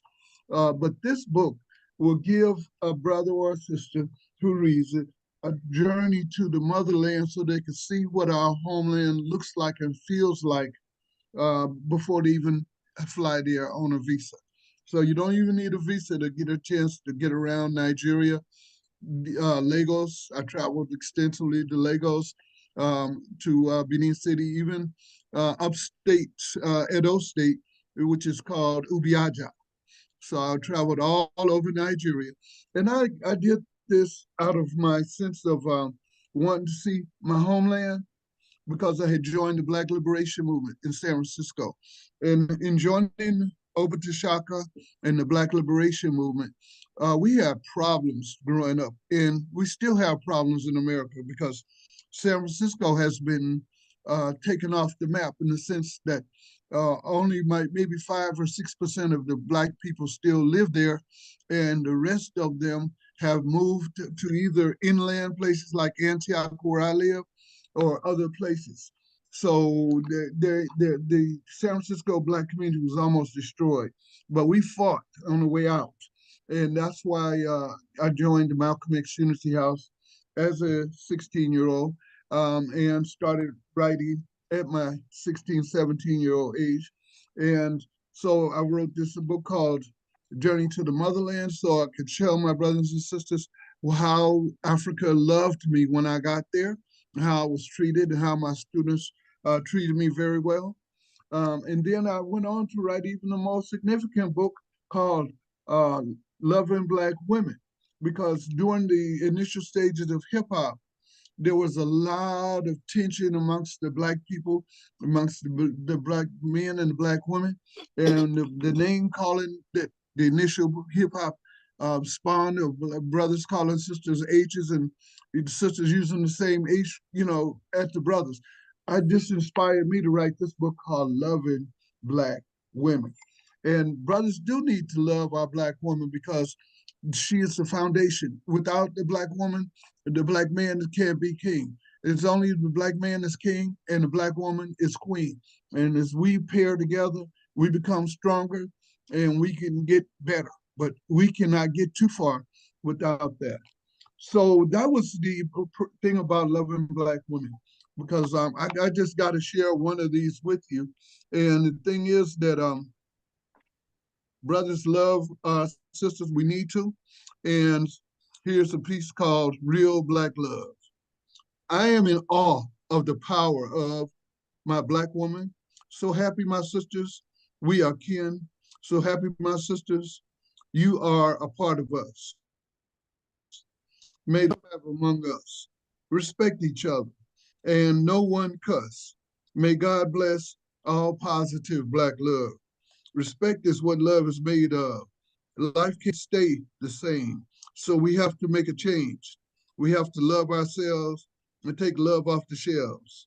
So my sisters, we are kin. So happy, my sister, my real good friend. So happy you are a part of us. May love thrive among us. So that is just the type of poetry that's in this book called Loving Black Women. Again, at Amazon.com, Kindle, for only $2.99. So you can't beat that with a country stick, much less a city stick. $2.99 for 123 pages of Loving Black Women. And the last thing I want to do is I want to read this poem to you that came out of my 2012 and 2008 book series called American Challenges in the Obama Era. And it's really important to all of us because we are from all over, as I can see, from all over the diaspora. We are African Americans, we are African living in London, we are Africans living in Africa, we are Africans living in America. And so we face this problem and we face this issue called the United States of Africa. And again, I remember Yahya Fanusi introducing me to the concept of the United States of Africa back in 2010 or so. That was when they were saying in 2017. But now this is 2024 and we are all, people are talking about it. But I'm hopeful that it can emerge. The United States of Africa, the unification of a strong Black nation made up of all continental African states is empowerment for liberation. Marcus Garvey and Kwame Nkrumah put it on the table. Africa needs growth that is stable. Beginning of the end of white supremacy and the release of new positive African energy. Empowered by our own unity, ending feelings of Black inferiority. Africa sings a unity song, unite and make Africa strong. Somalia, are you ready? North and South Sudan, Ethiopia and Zimbabwe. Africa unites today. Unity is the homegrown, greater than the world has known. Africa uniting on its own to make Africa strong. Unite African states, empower the African people, not the snakes. Follow authentic Africans, ignore African fakes. Though the time has come, we have to convince some. Nigeria, are you ready? South Africa, are you steady? Calling on Ghana, Kenya, and the Congo. Unite Africa. Unite so Africa will be free. Mali, Ivory Coast, and Senegal. Can you hear the call? Equatorial Guinea, Bissau, and Guinea Conakry. Can you hear? Can you feel me? What about Libya and Namibia, Egypt and Tunisia, Angola and Madagascar, Tanzania, Zambia, and Gambia? Will you come together to empower Africa forever? Together, we will end the poverty Empowerment must emerge the product from from this African entity. More trade with each other. One currency and unity, united, my sister and brother. More cultural exchange as we unite in many stages. More Black people, more Black land, empowerment, and respect the African. Unite our motherland, empower our African destiny, unite continental African nations as an African federal state entity. African brothers and sisters, hear this call. United we stand, divided we fall. And again, that came out of my 2012 book, The Obama Era, American Challenges in the Obama Era, parts 1 and 2. And you can see all my books in the chat, as well as my new book, of course, called Letter to My Young Brothers. And I thought that was very important because even though I taught in Nigeria, and when I got back to the USA, I taught more. I taught and also went back to school, got my second master's degree, became a principal and a vice principal, at some schools. Through my experience, I just wanted to give brothers and sisters a chance to pass all the classes in K-12, because what they're doing is they're running off a lot of my young brothers in America into prisons with this school to prison kind of program that they have. And so that was my motivation after traveling all over the world to write a book that would help a young brother pass from K to 12, from kindergarten to 12th grade in America. And that book is going out and it's selling. And I will be doing some other interviews and things on Roku and those kind of streaming places as well. And so I would just like to say to African people all over the world, we are one, but we need to come together more. We need to work together more. That's why I'm grateful about this book show, because it gives me a chance to launch my books and make a word for ourselves, as well as gives us a chance to unite and know what each other are doing and facing all over the world. So even though the books fair in London is over, the book is still available at the Amazon.com and the Barnes and Nobles. And I appreciate you folks paying attention to me and listening. And also my name again is Larry Ukali Johnson Redd. And if you take out that little dash between Johnson and Redd and just put Larry Ukali Johnson Redd.com, you go right to my website. And so I would like to invite you to go to my website to buy my books, as well as to communicate with me. And thank you all very much. And thank you, McKinnon, for allowing me the space. Thank you all very much. Okay, thank you very much, Larry Ukali Johnson Redd. So what I want you to do now, just for those who didn't catch, I know you mentioned your website and where it's available, but again, the title of your book or your books, and then you don't have to mention all the 7, the ones you concentrated on, and then just tell the audience again the website and where the title of the book and where they can get it from. Okay, so my books are all available at Amazon.com, Kindle, and Barnes & Noble. They both have all 6 of my books in terms that I had written previously, as well as my 7th book, which is called Letter to My Young Brothers and Their Parents. And of course, you can definitely get that one too on Amazon.com, Kindle, as an ebook or as a paperback and hardback. So that's one. But I've also written the other books called Journey to the Motherland, Journey to the Motherland from San Francisco to Benin City. And then there's also a book called History to Destiny through Afrocentric Poetry. The third one is called Loving Black Women. The 4th book is called Long Distance Love. And I don't suggest any of that because I got with a girl from Nigeria that I had a long distance love affair with and tried to marry. And then, of course, she left me and went to Chicago and married another Nigerian. That book is called Loving Long Distance Love, and I suggest you read that because I traveled all over Lagos and all over to Benin City and all the way up to not Ugwashuku, but man, I just know Nigeria because I lived there so well, so long. But that book is called Long Distance Love. It was a memory that I had to dispel from my mind after the girl had decided to marry somebody else in Chicago, another Nigerian. And a lot of Nigerian men told me, "Hey, that happened to me too," So I wasn't the only one. But the fifth and sixth books are called American Challenges in the Obama Era. That was when Obama was president, and it's definitely a long journey to see how that brother tried to help people, but couldn't always help people because he had so much white hate he had to deal with.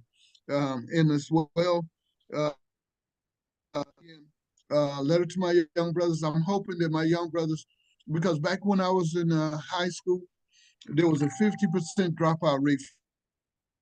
So I'm hoping that with this book, they will all be able to pass because all they have to do is look up all the Google words, to Google the words and definitions for every class they're going into by August 15th. Then they study those words and definitions. And then they go into that class motivated and ready to study and ready to learn. And I'm hoping that, more people will read that book called Letter to My Young Brothers, and so they can feel the challenges and see the threats that we are police shoot guns at them, or at least pull guns out, in intimidating ways toward them, and all the kind of things that young Black brothers have to go through in America. Again, thank you very much, Makoni. Okay, that was Larry. And all my books again are at Amazon.com. That was Larry Ukali Yes. Johnson Red. I'm now going to go on to the next author. The next author, she's an author. She's also one of the sponsors of the International Book Show. It's Barty Dare. Barty, she's author of the book called Worth. And just tell us where you're based, a brief introduction about yourself, and then, tell us all about Worth. You're on mute. If you just unmute.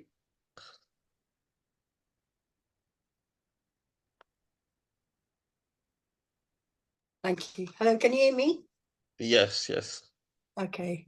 Hi, thank you very much, Makonnen, for inviting me to the International Book Show. I am really pleased to be here, and I'm so honored after hearing all those previous authors and the publisher as well, in terms of what they have to offer, the talents and the skills. Are a hard act to follow. So my name is Barty Dare, and I've written this book, and it's called Worth. And it was published in 2021. So why was it called Worth? I'll start it with just saying a little bit about myself. I'm from England, but I wasn't born in England. I was born in Uganda. And when I was born, I was found abandoned on the roadside. And initially, people thought I was an Asian baby, but then subsequently found out that I was half African. I was of mixed heritage. I was African and I was Asian. I was adopted into an Asian family, and my book is called Worth because it's all about the experiences I had that affected my worth.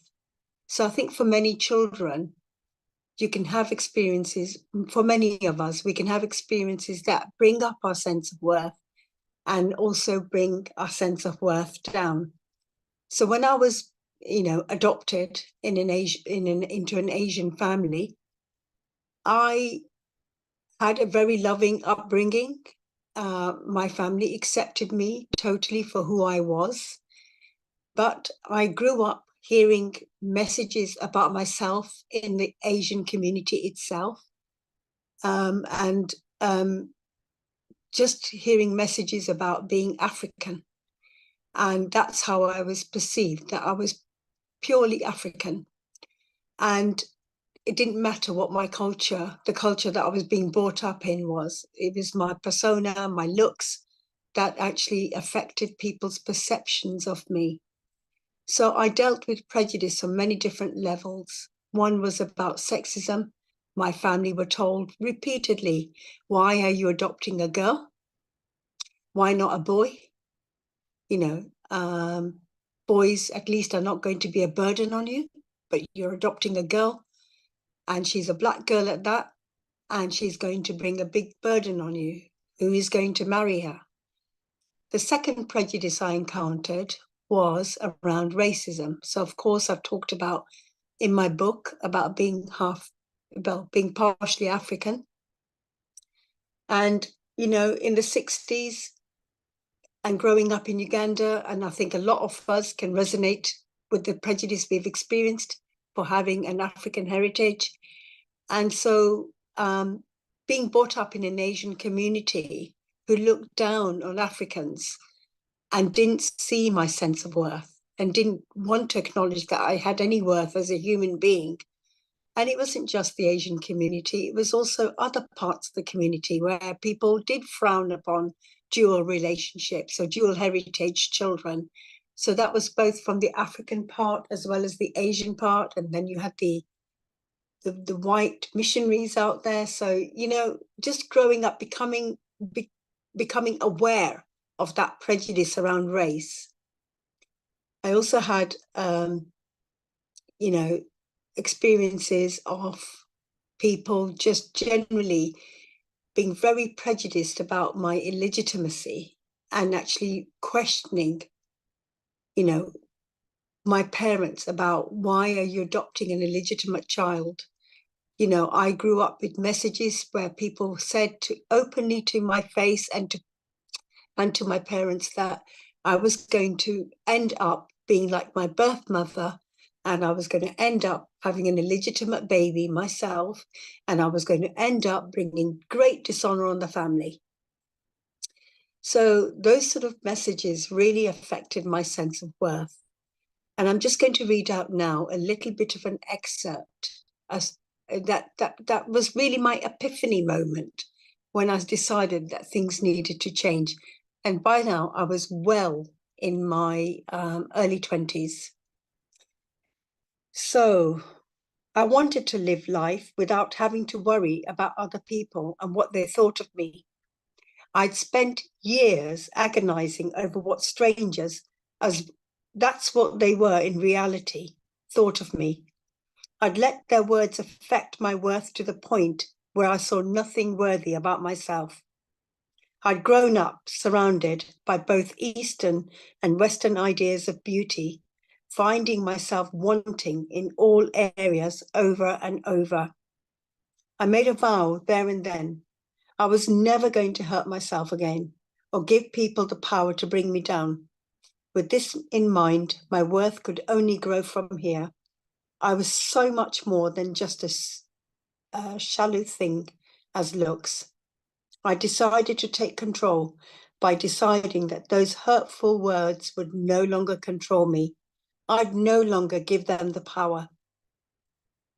I sat up and wrote down all the words that I'd allowed to torture me, reducing my worth for so many years. As I wrote them down, I whispered, "You have no power over me. Go away." I held a sheet of paper out of my window and kept repeating this mantra until it fluttered out of my hand as I released it. In my imagination, I was handing it over to God. I felt such a sense of release, bringing about relief. I turned towards the being on my bed, no longer afraid. Instead, I felt comforted. It was then I opened my eyes and I realized I'd had a very powerful dream. That being who came to me in the night may well have been my guardian angel or my dad's spirit. And over time, the memory of it has faded, but the lesson I received of self-worth will always remain with me. So I just wanted to, just say that my book Worth, I'll show you the picture again, is available in Amazon. It's also available in Barnes and Noble. I'd love it to take off in America. So do look it up in Amazon and in Barnes and Noble. in the USA. It's available in Canada as well and other countries. I recently heard that it was my sister went to Uganda and found it in Entebbe airport, so that was really a big bonus.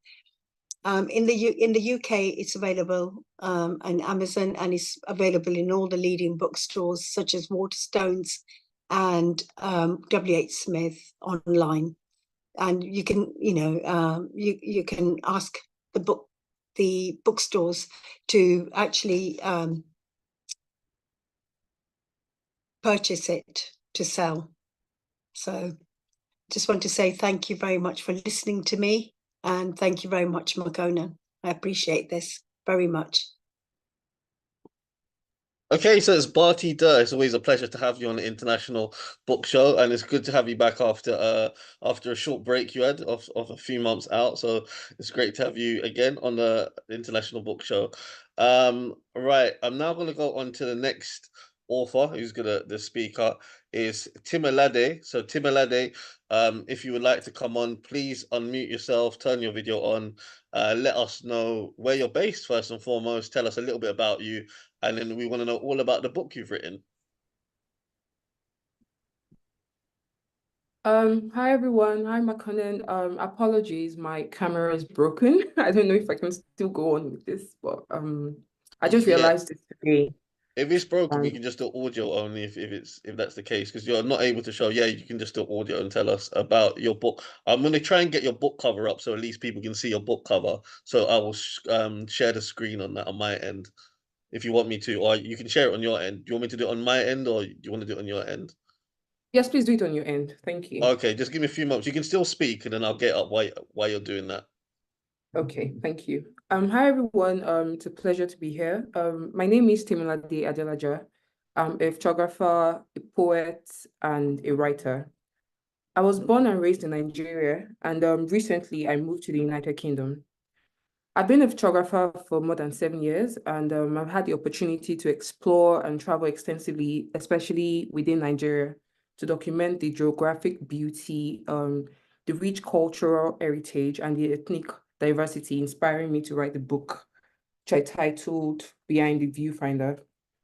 Behind the Viewfinder is a thematized literature piece that stemmed from my experiences, from the experiences I've had while shooting images for NGOs, personal projects, or even agencies.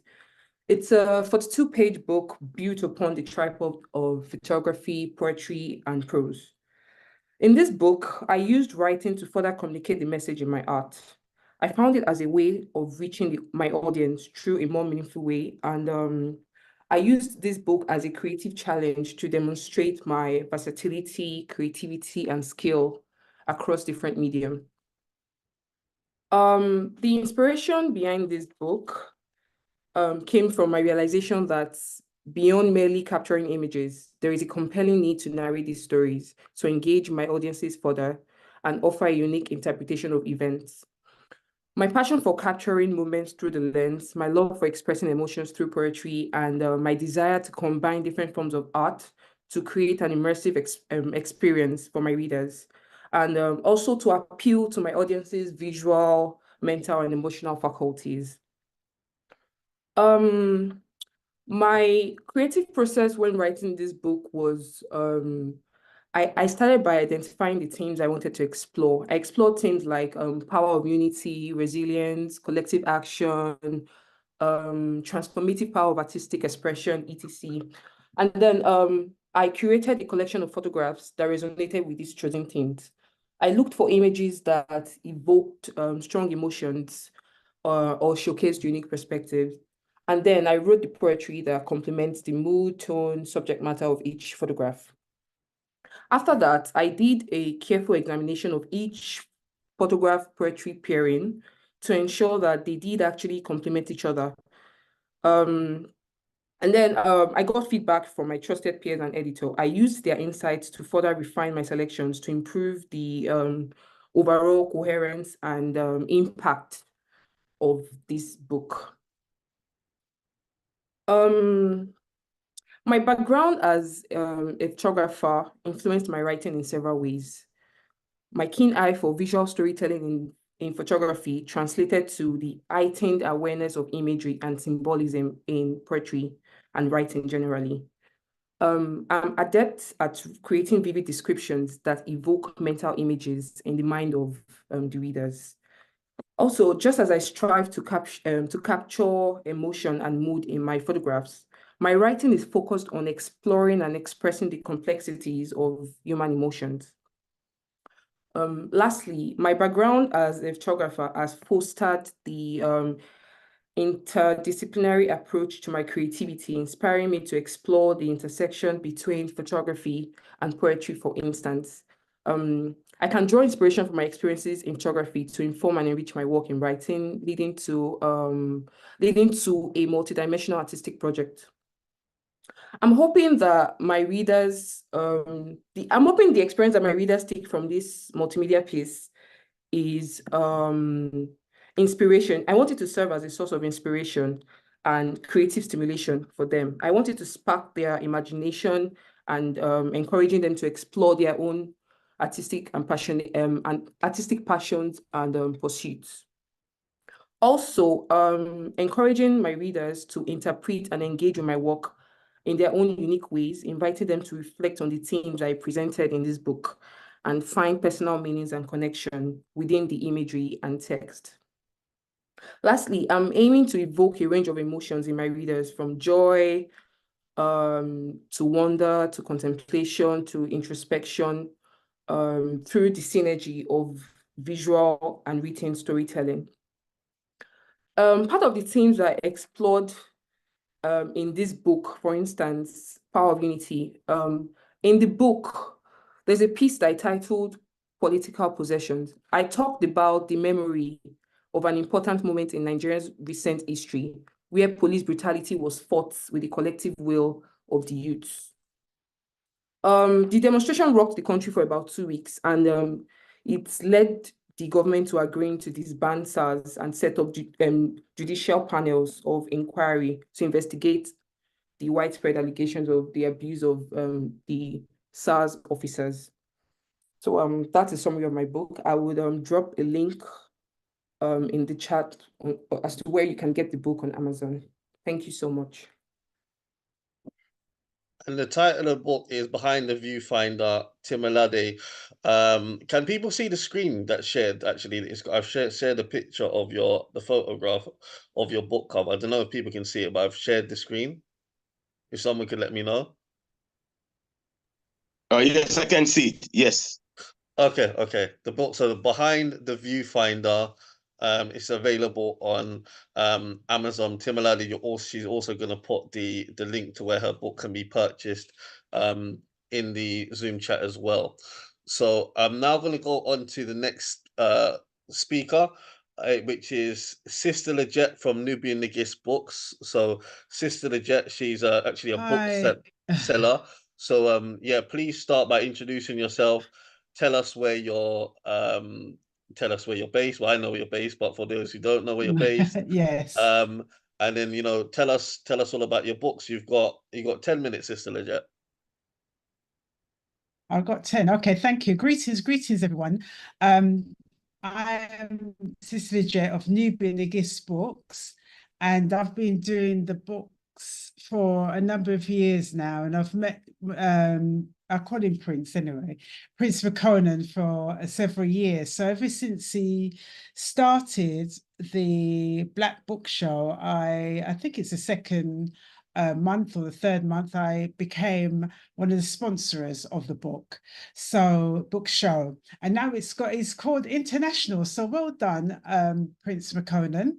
That's really good. I am a bookseller, so I have several books, different types of books, different genre, but my main push and emphasis is on the Black British authors, because those male and female, you're not well known, because in America, everybody gravitates to the American market. And I thought, no, do you know what? There's so many authors who are in the United Kingdom and who are also self-publishers. So the beauty of this show is, like, I've always meeting new authors, and some are repeat authors, and some of the guests I personally know you all. So it's good. So what I would like to do is a comparison of two books. I was at an event last night and I met a beautiful lady, and she goes by the name of Rare Diamonds. And this book, the cover is actually beautiful. It's a beautiful mosaic of a mask. And this book is called Behind the Mask. And it's a relationship encyclopedia for those who've experienced childhood trauma. But the beauty of this book, I was just reading as much as I can, it's to do with mental health. But mental health doesn't mean that you have to be ill. It's also, how do you take care of your health mentally? This book, which I like, it's a relationship. So it's a book where childhood trauma, you can go into therapy of self-healing. So I'm going to go into the introduction of it. And Rare Diamond has got 14 chapters in the book. I'll do the introduction. She talks about here, recovering from childhood trauma is a journey that can be challenging, but with the right strategies and support, it is possible. So Behind the Mask is actually, it aims to empower survivors and provide them with knowledge and tools they need to heal and move forward in their lives.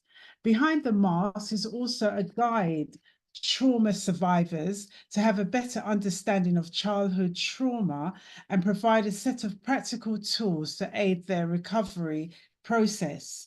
And they will have an improved ability to cope with trauma-related challenges and develop a sense of hope for the future. The material in this book describes the emotions and journeys experienced by childhood abuse survivors and their loved ones. And it's also have several ways in how you can deal with this trauma.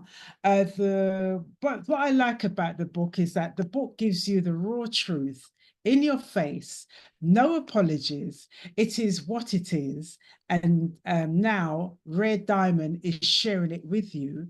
And if you have suffered childhood trauma, this book can be utilized as your layman's effective relationship encyclopedia.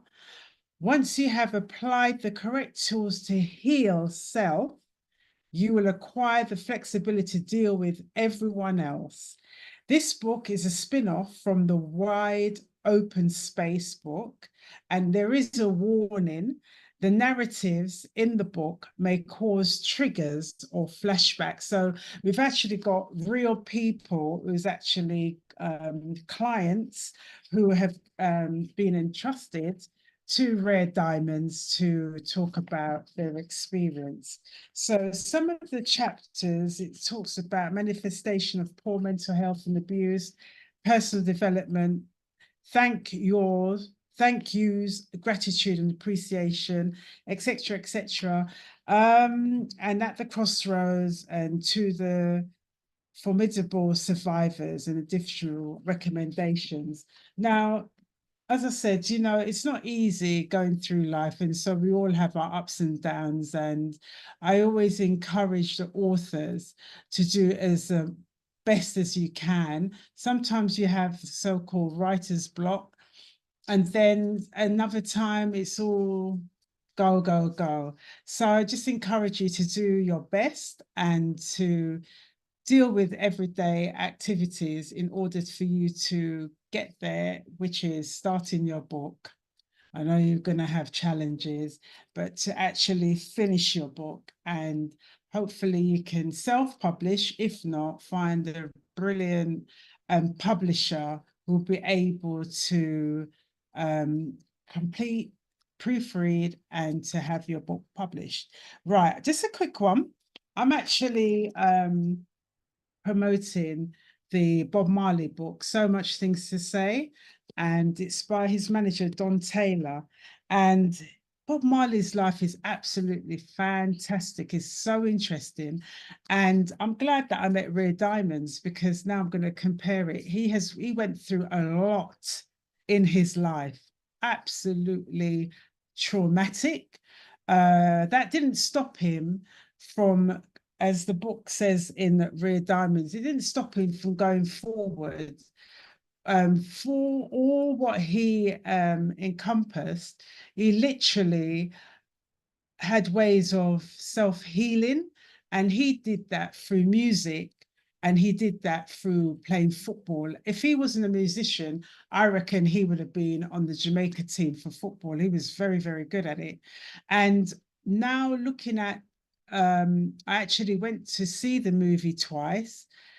It was absolutely, I love the movie.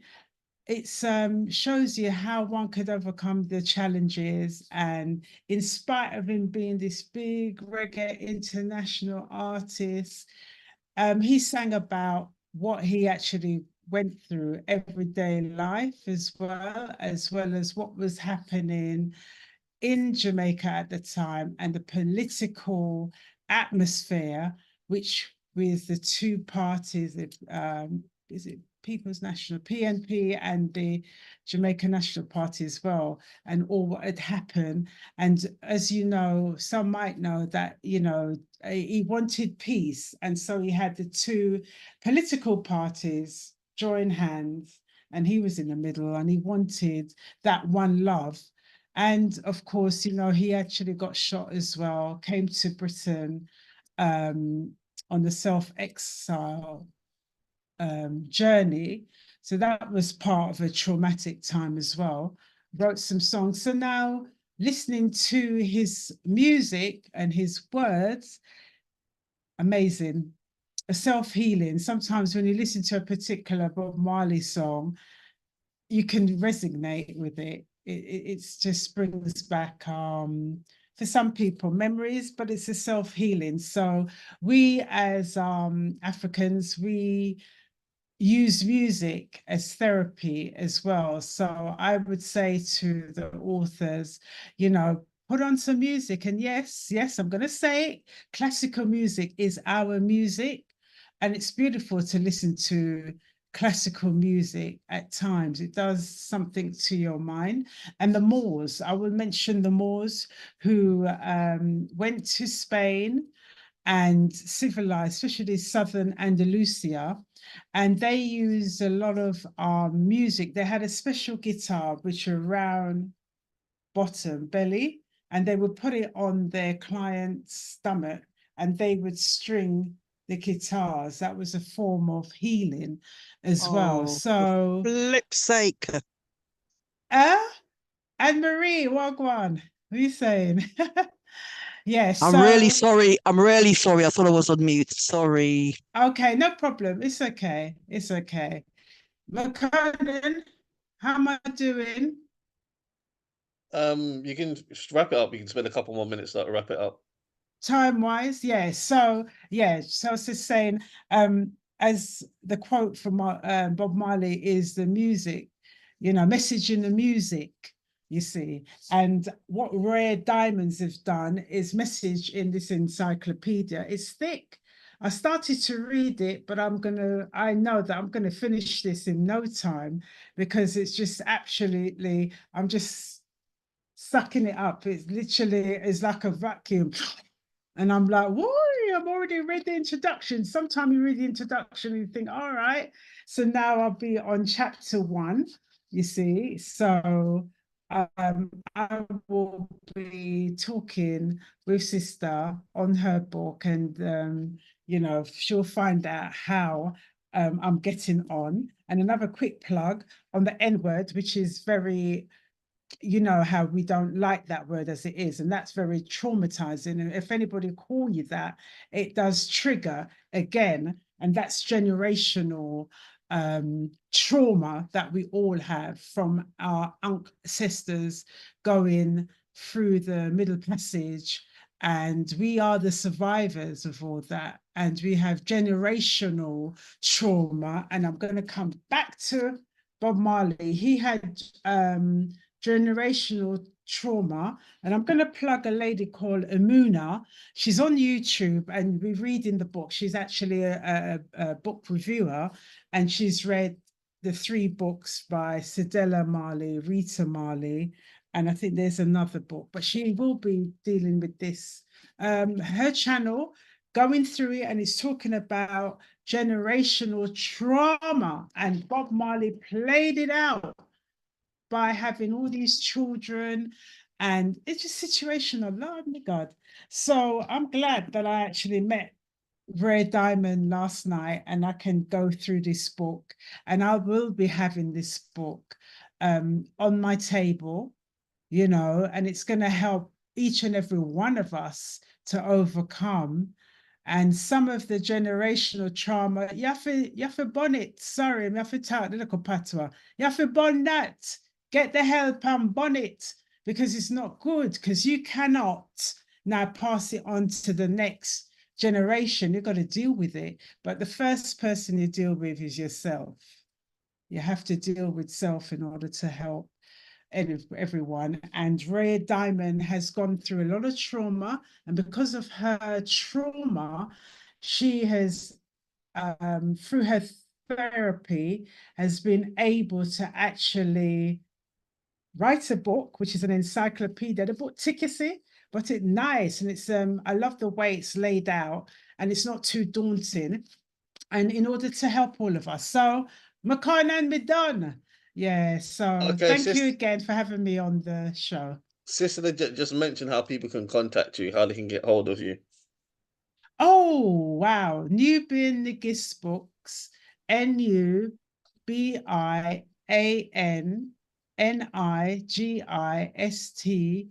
books with an S, 7 @gmail.com. And I'm going to put that in the chat as well. Yes, please do. So that's Sister Legit from Nubian Nigist Books, one of the sponsors of the International Book Show. She'll be again here with me next month, as I hope you all are here with me next month. Myself, Makonnen Sankofa, I am author, as well as being the host of the International Book Show. I am also the author of 4 books. From here, let me start from the right here, The Rise of Rastafari, Resistance, Redemption, Repatriation, which was my first book. If you want to get an insight into what is Rastafari, the history of the Rastafari, the key figures, particularly in the early movement, such as, you know, Leonard Howell, Joseph Hibbert, Robert Hines, Archibald Dunkley, the foundation of the movement, the influence of Rastafari in England, Jamaica, reggae and Rastafari, the legacy of people such as Haile Selassie, Marcus Garvey. It's an essential book on the Rastafari movement, as well as, I would say, it's really a Black history book, because a lot of key information is in that book. So that's The Rise of Rastafari. You know, the movement emerged in Jamaica in the 1930s as already an anti-systematic movement to for people of African heritage, you know, in colonial Jamaica. It rose up in the 1930s, and the popularity of Rastafari has continued to this day. So find out how Rastafarians have been, you know, the most oppressed group of people on the island of Jamaica, to now how you know, you can't talk about Jamaica, not talk about Rastafari. So that's The Rise of Rastafari. We have I'm gonna go to my book, Life in Gambia, The Smiling Coast of Africa. I myself have lived in the Gambia twice. I've been there 5 times. That book is about my journey in the Gambia. The Gambia is called the Smiling Coast of Africa because the kindness and the warmthness of the people. And if you read the book, you'll find out more about, you know, how the people are in the Gambia. I really like the culture, learning about the different tribes. And I worked on a popular YouTube channel that inspired hundreds, thousands of people to relocate to Gambia and to visit Gambia. So, you know, find out all about my journey in life in Gambia, the Smiling Coast of Africa. We also have Experiences of Living Across Africa. That book has my experience of Gambia, but it's shortened. It's in a chapter, as opposed to the whole book, which is Life in Gambia. And it also has my experience of living in Ghana. I've also lived in Ghana, so I share my experience of Ghana, and it has 14 other contributors that co-authored or contributed in the book, and they share their experiences of living in different African countries. Larry Ukali Johnson-Reid, one of the authors that spoke earlier, he is one of the contributors in the book. I interviewed him about living in Nigeria, but there's a wide variety of people from different fields, and different expertise that share their journey of what it was like living in different African countries, south, east, west, north. So it's a really insightful book, and it also tells you about things to consider when moving to Africa. It's a great book. Also, if you're looking to visit an African country or just learn more about the customs and culture of living in Africa. How to Market and Sell Your Book, a guide for beginners. This is a book that I wrote. I do get a lot of people obviously that come on the International Book Show that ask me, but they come on because they want, to market their book, promote their book. And a lot of people, outside of that generally ask me about how they can, help with marketing, sales. So that book are the techniques and tips I've used in becoming a best-selling author. Also, someone coming from a sales background, so it covers, from the book launch to pre-sales, to how to use social media, to having conversations with people to generate sales, strategies such as, emailing lists and, various different, techniques I've used, and that also other best-selling authors have used, for them to become best-selling authors. And another part of the book, which is really important, it tells you how to turn your book into a business. So how to maximize profits, from having a book. Having a book is not just a book. You can also have, venture off and other things beside the book, like the young author JC Joyce was on earlier. He's got the books, but he's also got the gift set. Tamra Foley, who's a author, one of the sponsors. She's a publisher. She's got Cassie's Big Change series, but she sells many other merchandise, in addition, to the book. So that all helps to, to generate your income. So How to Market and Sell Your Book, a guide for beginners. It's an essential book for people that aspiring authors. You can be an experienced author if you want to maximize sales, but I'd really say for new authors, and people that really looking for help in terms of marketing and reaching more sales in the book, it's a very, very good book to read. How to Market and Sell Your Book, a guide for beginners. And that book is available to be purchased on Amazon. All of my books are available to be purchased in Amazon. As we're coming to a conclusion of the International Book Show, I'm just going to put my links into the Zoom chat, so in case anyone would like to get a copy of either of those books, they know where to go. So I've just put the link there. It's an Amazon link. It will take you to where you can check out all 4 of those books, and then I'm sure one of those books will be of your flavor, if not 2 or 3, if not all of them. They are really, really great reads.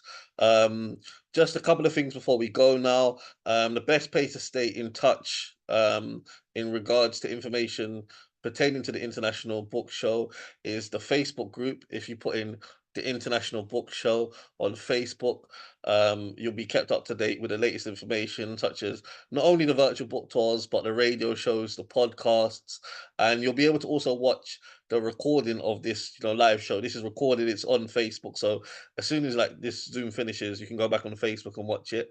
It will also be coming on YouTube, on Pete English Literature YouTube channel later on as well. But if you go on the Facebook group after the Zoom finishes, you can go back and listen to the wonderful authors that you've heard and seen on this episode of the International Book Show. So if you would like to contact me, if you're an author and you want to feature on International Book Show, feel free to DM me on Facebook. Alternatively, you can contact me via WhatsApp. The number I'm going to give out is +44 7943 178 117. That is +44 7943 178 117.